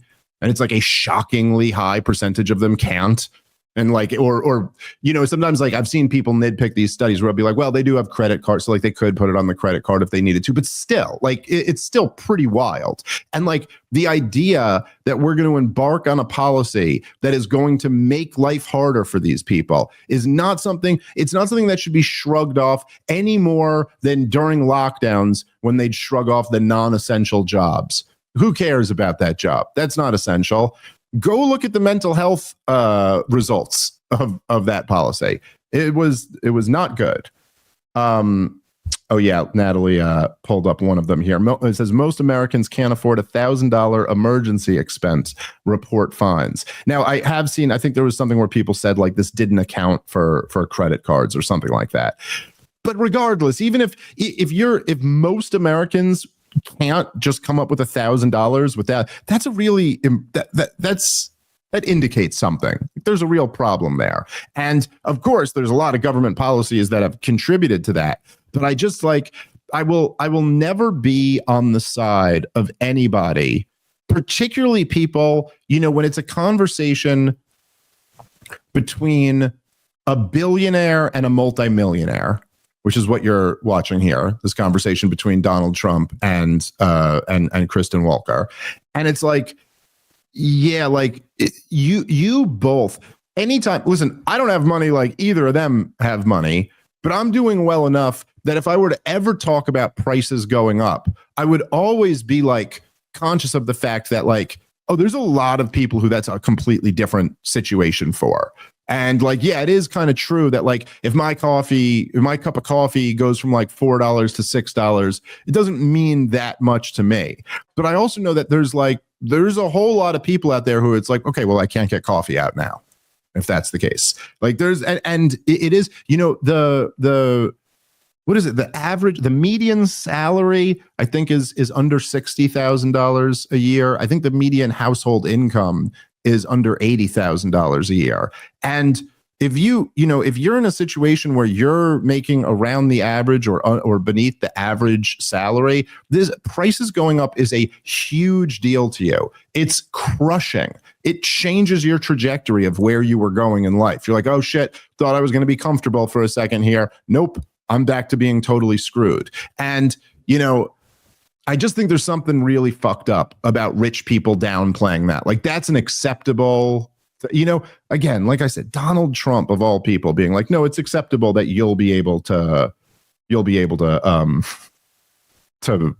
have less stuff. What is it? The median salary in US 2025 is about $61,000. Okay. Did I say under 60? Okay. I was wrong. I guess it's a little over 60, but still I was pretty close. Yeah, I don't know. Tariffs are bad economics. If you want to make an argument that they can be used as a leveraging tool to get a better outcome, okay, fine. But then your whole argument hinges on the outcome. But the tariffs themselves are just a bad policy. And for this reason, that raises prices and that makes life harder for middle class and working class people, destroys poor people. And yeah, it doesn't matter that much to rich people. That's the truth. All right, guys, let's take a moment and thank our sponsor for today's show, which is Proton Mail. Proton Mail is an email service by Proton designed to replace your Gmail account for all of your important stuff so that you can have a more secure emailing experience. Your Gmail is full of junk after so many years after all, so switch to Proton Mail. It's a great way to start all over again. You can continue using your Gmail for garbage, but use Proton Mail for the important stuff. Proton will always have a freemium freemium version, and you can later change to a paid product if you're convinced about the product. Go create an account for free today. Proton Mail, it's the more secure way to do it. Make that your default email. You're going to be happy when you're more secure. Check them out. You can click the link in the episode description to go create an account for free today. All right, let's get back into the show. That's really what it is. Okay, anything else on the tariff talk, or you want to switch gears here, Rob? Let's switch gears. Okay. So I didn't want to make this an entire episode, but I did feel, and for those of you who listen to the members only episode this week, by the way, we do record a fourth episode that is only for subscribing members, but you got to sign up at partoftheproblem.com in order to get that episode. But so sometimes it goes like this, where I'll figure something out on the members only episode, and I'll be like, you know what, I didn't even want to say this on the show for everybody, but I'll say it for you guys. And then as I'm saying it, I'm like, you know what, I think I'm going to have to bring this up on Monday. So you guys who watched that episode, you may have seen me develop this thought a little bit, but I do feel that I kind of have to respond to Matt Walsh, who was on Tucker Carlson's show, and I ended up coming up for quite a bit of the conversation. And what started it, of course, was they were talking about the debate with Douglas Murray. We don't really have to get back into that. This has kind of been litigated to death, but it was an interesting dynamic. So here you have Tucker Carlson, who has, let's say, him and Ben Shapiro have been not seeing eye to eye for the last year and a half or so. And now he's got Ben Shapiro's guy, his big number one guy over at Daily Wire, and the topic of Israel is coming up. And it did, much like I said with when Jordan Peterson went on Rogan, I did appreciate that. I thought I got it was like about as nice as I could expect somebody from the Daily Wire to speak about me. There was an interesting thing in this clip, and there's one part where, look, I don't even know how to say it. I can't like beat around the bush. There is this strain of kind of non-interventionist types who do not wish to criticize Israel.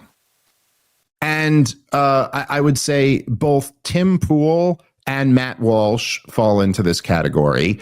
Now, full disclosure, I like Tim Pool and I like Matt Walsh. I don't know Matt Walsh. I've never met him. I have met Tim Pool many times, and I liked him a lot. But I also like Matt. Like, I think Matt's an important voice. I think his documentaries are good. I think he's been a very effective voice arguing against a lot of woke insanity. He's a strong voice for like social conservatism, and I think that's been particularly important over the last few years. But both of them kind of take on this, they have this tone and this line of reasoning whenever it comes to Israel specifically.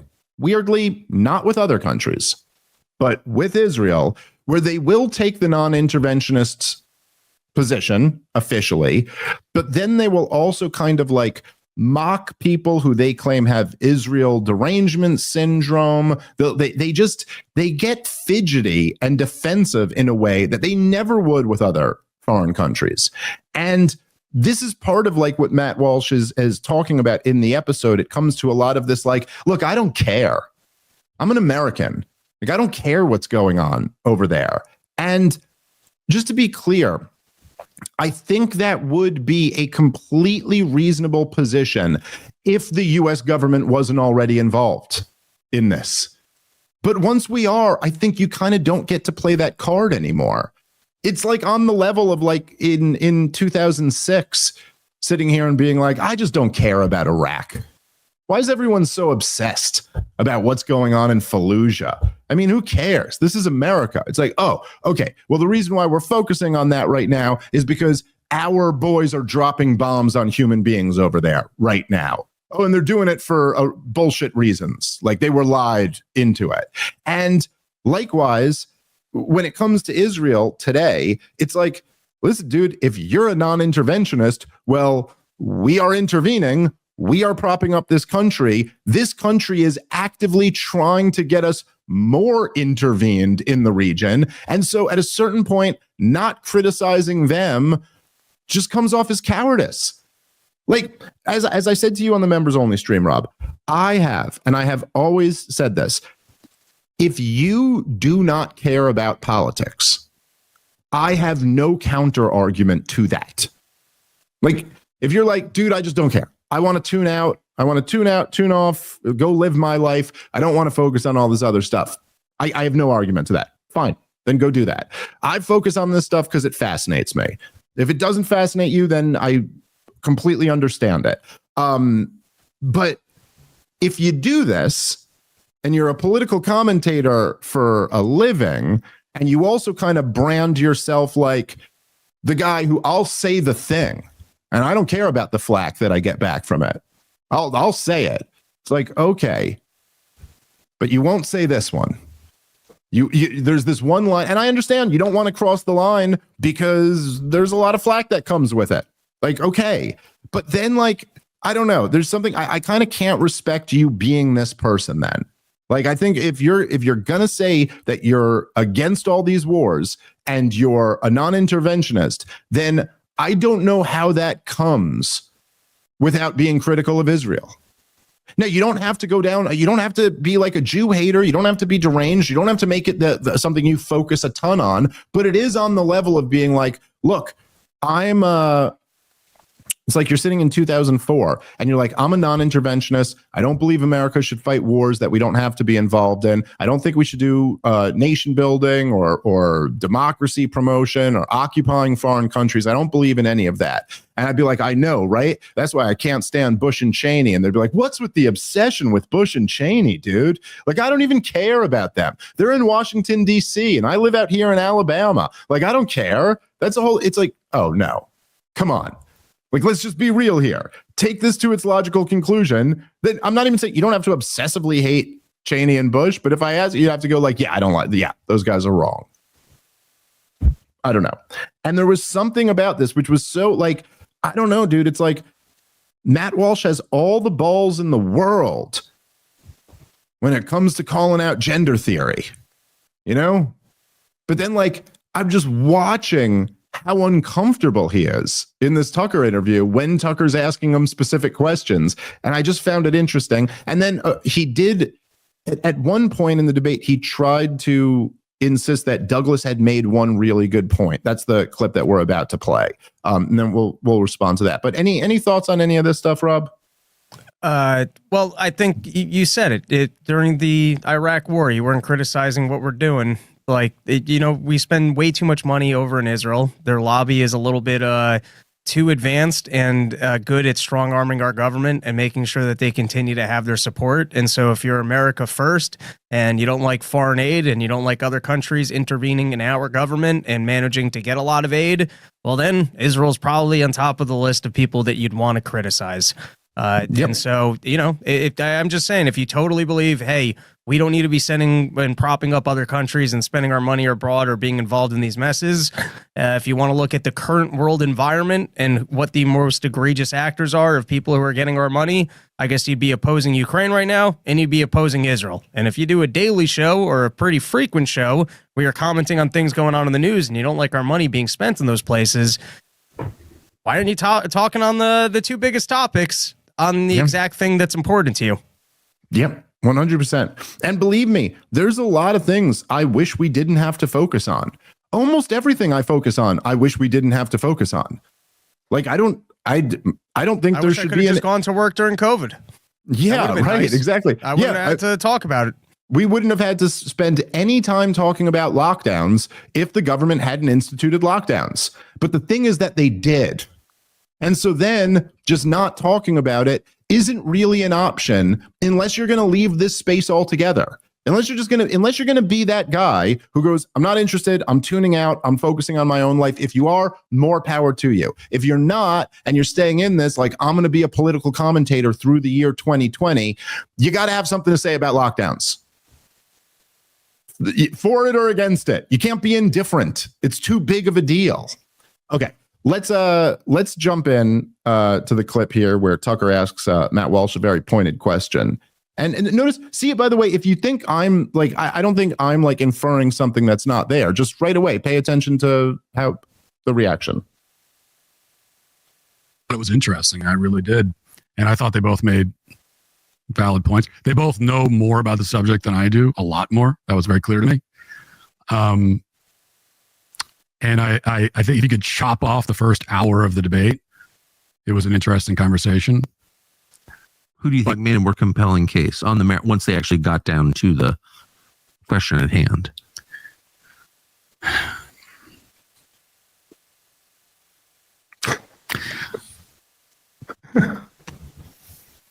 I don't know. I think that so Douglas Murray said, it's just you can watch him going like, all right, there's the correct answer. There's what Ben Shapiro will say about this. I mean, it was literally that. I've never seen a moment like that other than when I asked Bobby Kennedy if he thought Israel had too much influence on American politics.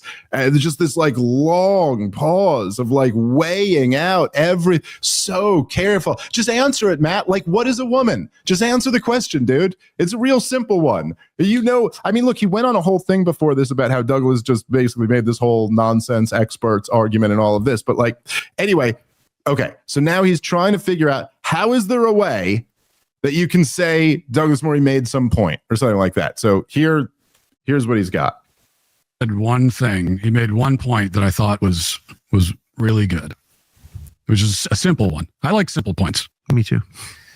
And at one point he asked Dave, because once they got into arguing about what happened after October 7th, how Israel responded, and Dave has all of his criticisms about what Israel has done. And then Douglas Murray said, well, what would you have them do? What would you prefer for them to have done? If they want to rescue the hostages and also destroy Hamas, what do you want them to do instead? And then from what I remember, Dave, he pointed out that, okay, destroying Hamas and rescuing hostages are not necessarily the same objective. And then they started talking about rescuing hostages. They didn't really circle back to the destroying Hamas part. And I would have liked to see him stick on that point. Like, get an answer. Well, so if you're Israel, you have a foreign, these foreign enemy that's come into your country, slaughtered hundreds of people. How should you respond to that? And I think he should have pressed that, and he didn't. And so it was sort of unfocused. Because I would have legitimately liked to hear the answer to that. For sure. What would you have them do?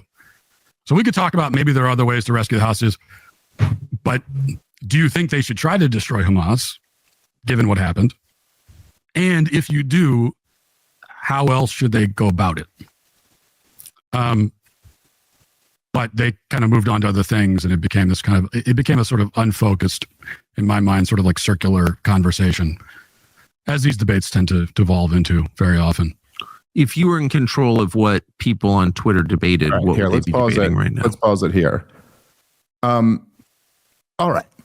So, really the thing that kind of got this response out of me was that Matt Walsh very specifically asks, like, I would like to hear the answer to this question. So let's try. I mean, I've given this 1,000 times, but why not? Let's give it again. No matter how many times I say this, there'll always be people who go, Dave never offers a real solution. He never offers an alternative. If I'm being completely honest, I don't even remember being asked for this in the debate, but the debate went in so many different directions. I got to start, though, by saying I think it's kind of funny that after this most pregnant of pauses, Matt Walsh comes up with, Douglas Murray did make one really great point. It was a simple point, and I like a simple point. And then never gave a point. He claims that he asked a question. Like, a question isn't a point. Like, it's a question, and like, if he had pushed me on this question, I certainly would have been happy to give my answer. I don't remember, did I give this answer a little bit on the thing? But regardless, I mean, getting into it, it's like, okay, I don't know. He didn't give a point that Douglas Murray made. It was just a question. Listen, as I said, as Matt Walsh repeated, these are separate goals. If the goal is retrieve the hostages and the goal is destroy Hamas, those are two different things that you're trying to accomplish. Now, you could say you're trying to accomplish both of those things, but if you're asking how to accomplish them, just understand that those are two different goals, which might actually be in conflict with each other. Like, okay, if you want to, now look, I'm not saying, just to disclaimer this, I'm not saying that Hamas can be trusted or that they come through on their word or anything like that. But the truth is that the best way to get hostages back, and this is not just something that we know because we can deduce it, but we know it because we can deduce it, but we also know this is the way that's been most effective for Israel retrieving the hostages that they've gotten back is negotiating. That's how they got, just during the first phase of that ceasefire, which never even made it to phase 2, that Witkoff, Trump's envoy, negotiated shortly after Trump won the election. Israel got like 30 hostages back by negotiating with Hamas.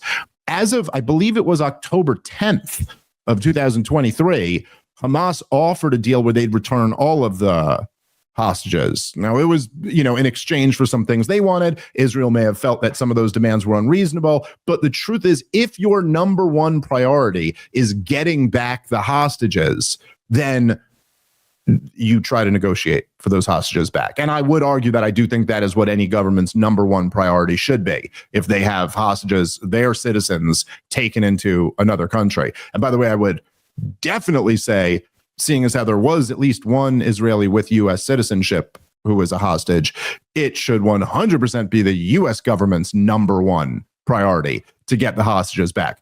I don't think it's too wild for most people to understand that if your number one goal is retrieving hostages, what you're not going to want to do is level the place. That seems to be inconsistent with the goal of getting the hostages out. And in fact, some of the only Israelis who have been loud protesters of this war have been the family of hostages, because they're like, yo, what are you doing? You're leveling the place where, like, our daughter is. You can imagine how infuriating that would be. But so that's the first part of all of this. The second part is that, and I think I did very specifically say this in the debate, it's like, look, let me say, okay, a couple things here, and you can jump in anytime you want to, Rob, but there's a couple things here.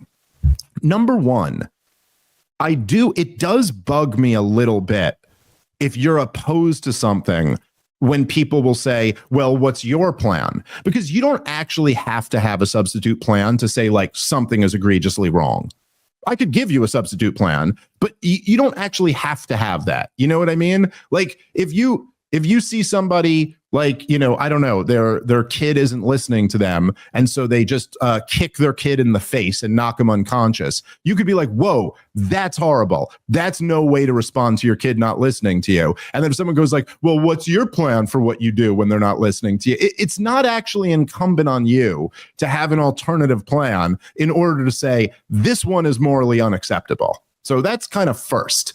And if we're having a debate about Israel's response to this, and someone is taking the position that what they're doing is morally unacceptable, the onus is not on that person to have an alternative plan. So first off, that's like a bullshit cop-out response. However, the plan is fairly obvious what Israel should have done after October 7th, right? Which is that, number one, there should have been a real, like, immediately what they should have done is ramped up border security and started negotiating to get the hostages back. Take whatever deal you can to get these people back. Nothing's more important than precious innocent life being held in captivity. So that's number one. Have a real, open, transparent investigation into what the hell happened on October 7th and tell the truth. Don't go around spreading all types of, like, horror propaganda trying to make October 7th seem worse than it was. What really were the failures here? And if you had that, what they would have come up with is that the Netanyahu government embarked on an explicit policy of propping up this ruthless terrorist organization so that they could deny the Palestinian people a state. And then they totally underestimated the threat of Hamas. They thought they could control the height of the flame. Turns out they weren't able to. So what you'd want to do, rather than not protecting your border and propping up a terrorist organization right next door, stop doing both of those things. Protect your borders and stop propping up Hamas. After that, I think, like, look, I've never suggested that Israel was supposed to respond to October 7th with zero violence. And that there would be I don't think it's practical to expect just about any government to have a response that involves zero violence. However, Israel had a long history of dealing with the terrorism problem through targeted assassinations and special operations and intelligence operations. They never treated the terrorism problem amongst Palestinians as a problem for the regular old army. Just bomb cities. That was never how it worked until Benjamin Netanyahu came into power. And so, yeah, I would argue that Israel had an opportunity. As I've made this point before, I know sometimes people think this is a little like hippie-ish or something like that, but I don't think it is. And if you recall, after 9/11, after 9/11, they had these huge candlelight vigils for the victims of 9/11 in Tehran. Across the Muslim world, there were lots of people who felt terrible for America. And if we had just fought the war on terrorism with special operations forces, as we did in the months following 9/11, which is what took out most of the Al-Qaeda cells in Afghanistan. And if we had done that and then caught Osama bin Laden in Tora Bora and then wrapped up the whole thing by New Year's Eve of 2001, we could have maintained the moral high ground in that. But instead, we launched multiple 20-year occupations and killed hundreds of thousands of people. And then we were left with, instead of a few hundred bin Ladenites, tens of thousands of them, and hatred across the Muslim world. And Israel could have, like, everything you see about global opinion turning on Israel didn't have to be this way. Israel could have taken this opportunity to go, like, look, we're going to have this transparent investigation. We're going to admit that we made a huge mistake by propping up this terrorist group so that we would never have to give Palestinians their independence. And we could have said, right now, we're going to do that. We're going to take our boot off the neck. We're going to end the blockade. We're going to end the occupation. But we're not doing that unless we get our hostages back. And if there are any more rockets coming in, then we're going to do X, Y, and Z. We're going to make sure that we let the world know that we do value Palestinian life. And we'll make sure we're not going to kill an unnecessary amount of people. Like, again, I'm just spitballing here. I'm not a fucking expert. But there were alternatives where Israel didn't convince the world that they were the monsters that the world is seeing right now. So, no, I don't think the onus is on me. I don't think that it certainly wasn't a good point that Douglas made. It wasn't a point at all. It was a question. But honestly, I don't think the onus is on me to have the answer to that question. But the answer I just gave is much better than what they did. I don't know. Anything else you want to add to that, Rob? Well, in regards to not having to answer that question, Douglas Murray refused to answer for why is Israel justified in killing kids and civilians, and he mostly lied and said they have not. It's most of the damage that you've witnessed was booby trapping done by Gaza, and that, of course, they always like to say Israel doesn't target. Well, they seem to hit a lot of it. So I don't know what that means when you keep going, well, it's not our intention. Well, if you explode a building with kids in it, it might not be your intention to kill all the kids in it, but it will be the natural byproduct of what you're doing. Yes. So it doesn't really help to say it's not our intention. But speaking to, go after the leadership. There's money, there's influence, there's people who are making money off of what's going on over there. And they quite specifically, while taking food aid, decided to continue to send money, which is the most fungible of all goods. So, if every single item that goes into Gaza can't go in there because it can be used as a weapon, if someone can explain how money can't then be converted into weapons through the tunnel. Oh, the tunnels with Egypt. Well, my guess is the money is what helps those operate at the highest capacity and is what actually makes the most amount of weaponry available. I don't think it's the food that you send in. And I think that Israel has not taken the opportunity to go after whatever leadership of Hamas exists in Qatar. I don't know. People want to say that that's a different branch of it. Someone's making money here. And I bet if you turned off that money and actually offered some incentives for peace, you might have some opportunities there. But as you said, the framework to me appears to be Israel trying to do everything they can so that they have people that they don't have to offer a state to and that they've got no choice but to murder. Well, it's funny too to see. Yeah, I completely agree with you. I mean, it's amazing. The potatoes are dual use, Rob, and so we can't let those in. But suitcases of cash to Hamas, could only have one use, I guess. That could only be used for aid anyway. But it's like to hear Matt Walsh of all people kind of going like, it's like, why even is it such a good point to ask? Well, then how do you get rid of Hamas? Like, how about if you gotta murder tens of thousands of innocent children, then you don't get rid of Hamas.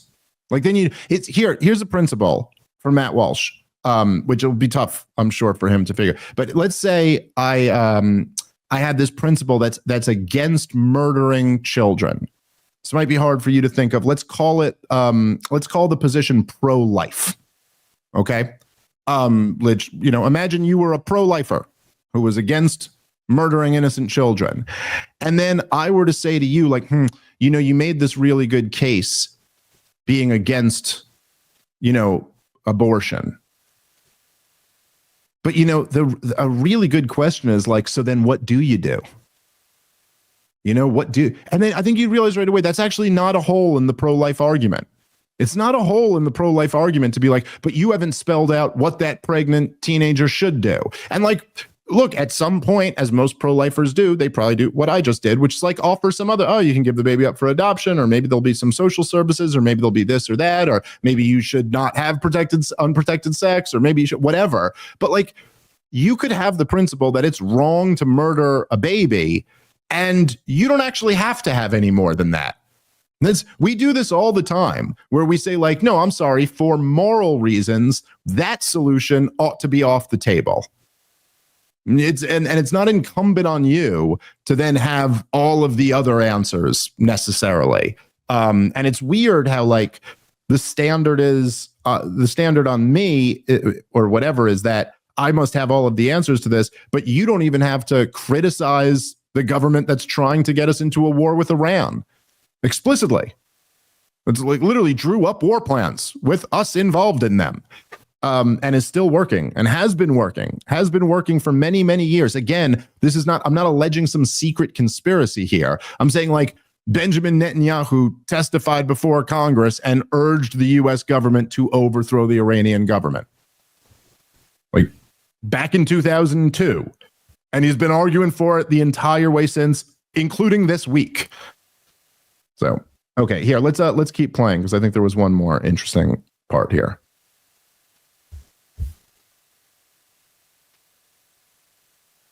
Circular conversation, as these debates tend to devolve into very often. If you were in control of what people on Twitter debated, what would they be debating right now?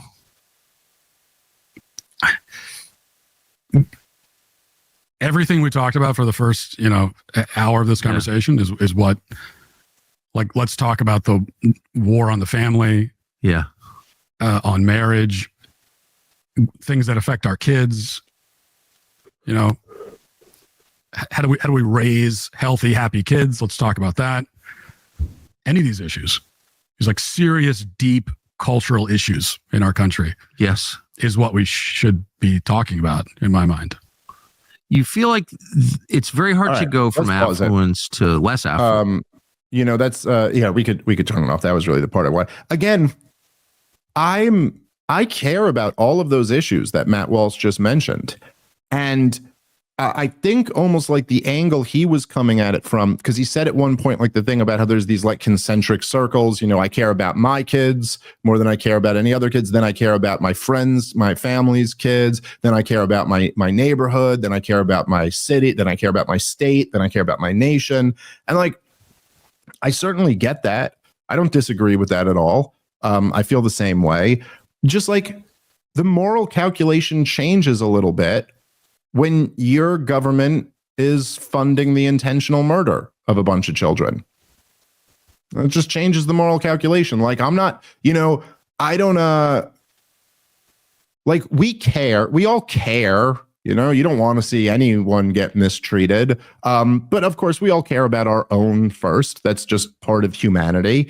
And I care, like, I don't like that there's homeless people, but like, I care much more if my kid like skinned their knee than I do about some homeless person. It's just that's the truth. But like if I was driving in a car full of my family and like one of my family members got out and then just murdered a bunch of homeless people and then got back in the car, I'm not going to sit there and be like, why is everyone talking about these homeless people? I mean, like, my kid skinned her knee at school today, you know, like you'd be like, oh, shoot, no, now we got to talk about that because you just can't do that. I don't know. And particularly when I'm being forced to fund it, I'm going to have a problem with it. So, you know, unless the social conservatives want to abandon the pro-life position, I'd say that like you'd kind of have to acknowledge that us funding kids being killed is a bit of a moral issue that it's kind of incumbent on all of us to care about. And I also don't think, you know, I don't think these things are as unrelated as you think. I mean, if you want to talk about like the policies that have been bad for kids and bad for families, you know, a whole lot of families have been broken up by these wars over the last 25 years. Tens of thousands of our young guys have committed suicide in the aftermath of the wars. These are kids who now will grow up without fathers, or these are young men who will never have kids who they may have gone on to. Not to mention the $10 trillion we've spent over the last 25 years on all this shit. That has put quite a bit of pressure on families. As I got back to what I said before, financial stress being the number one cause of divorce. Well, we had to print a whole lot of money to make up that $10 trillion. And that's done quite a bit to hurt the purchasing power of families. So again, I just don't think these issues are nearly as separate as people make them out to be. But also then, you know, on a moral level, I do just think that, at least the way I look at it, there's, you know, I've taken a lot of flack for the position that I've taken on Israel. And, you know, like whatever, I took a lot of flack for my position on COVID and Ukraine and other things too, but I've taken a lot of flack for this one. And in many ways, especially at this point in my career, things are going pretty good for me. It might be a little bit easier for me to just not talk about this. I could have that same position, be like, I'm vaguely non-interventionist. I don't really want to talk about this. But I'll tell you, like, I have a son, and I mean, I have a daughter too, but it affects me more thinking about my son. But like, at some point, he's going to grow up, and he's going to know what I did with my life, and he'll know that I was like a person in this space, a political commentator that had a show with hundreds of thousands of people, who regularly goes on shows with millions of people.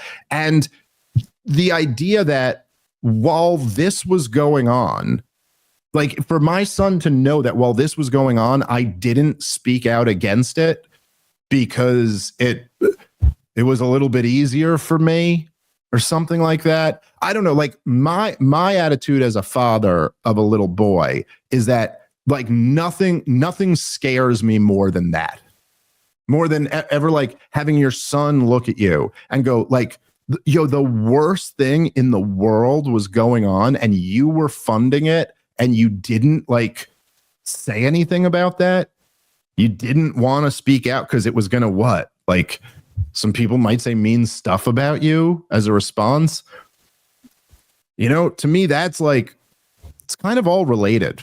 I'm not saying it's exactly the same thing, but there is a relationship there between like the evil foreign policy and our own collective soul as a nation.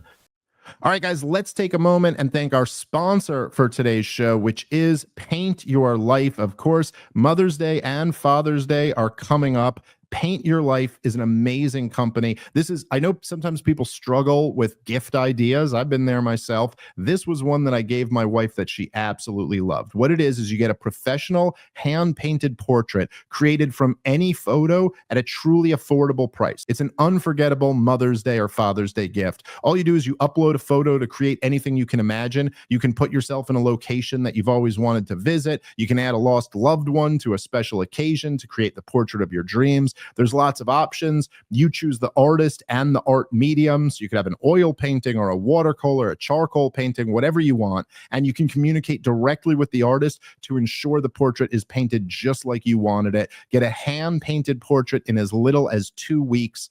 It's meaningful, personal, and always heartwarming. Now you can give the most meaningful gift that you've ever given at Paint Your Life. And there's no risk. If you don't love the final painting, your money is refunded, guaranteed. And right now, as a limited time offer, you can get 20% off your painting. That's right, 20% off and free shipping. To get this special offer, just text the word problem to 87204. You just text the single word problem to 87204. That once again, text the word problem to 87204. Paint Your Life. Celebrate the moments that matter most. Message and data rates may apply. See terms for details. Text the word problem to 87204 for 20% off.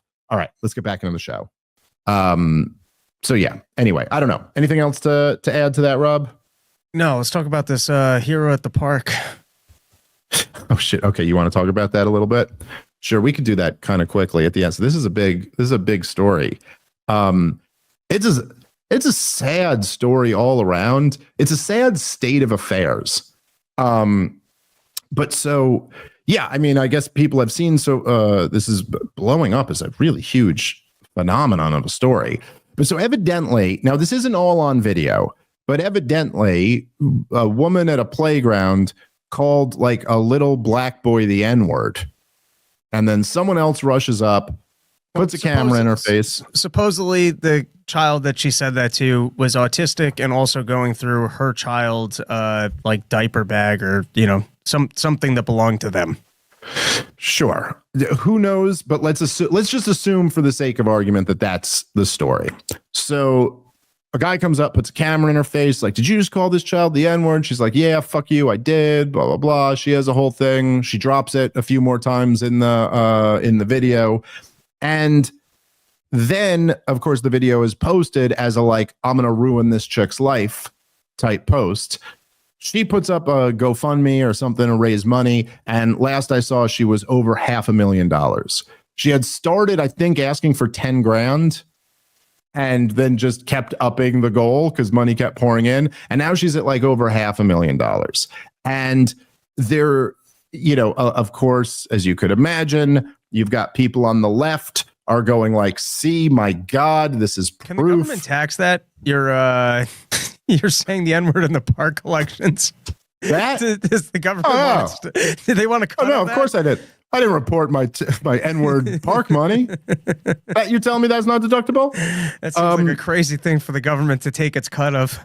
Well, it does. It seems to me that there's an interesting thing going on here.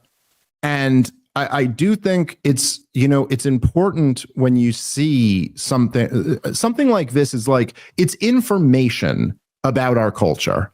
You know, it's like letting you know, like, this is where you are right now. And I think when you get that type of information, what you should try to do is assess it as rationally as you can. And like what I'm seeing, because of course a lot of people will go, well, look, this is proof that we're in like a white supremacist country or something like that. Now, I will say, don't get me wrong, I do find the thing kind of disturbing. I think it's disturbing for a lot of reasons. And to be clear, I don't actually think you should be using that word, and certainly not towards kids at a park. Yes, I don't think you should. I don't think you should use like any derogatory language or curses toward a child. It's like totally fucking horrible. And like, I have little kids. I know about the playground rules. I even know about other kids being problems at the playgrounds, but like, that's not an option. Like, you just can't do that. And I certainly would never send money to somebody who had just called a little black child the N-word. That I would feel like sickened by that. I do understand what's going on, though. And I think that a lot of it is that, look, white people are, especially young white people, are starting to play this game now, too. And it's a sad thing to see. But there is look, this has been going on for a long time. This has been very true in the black community for a long time, where they will defend their own. And it does not matter.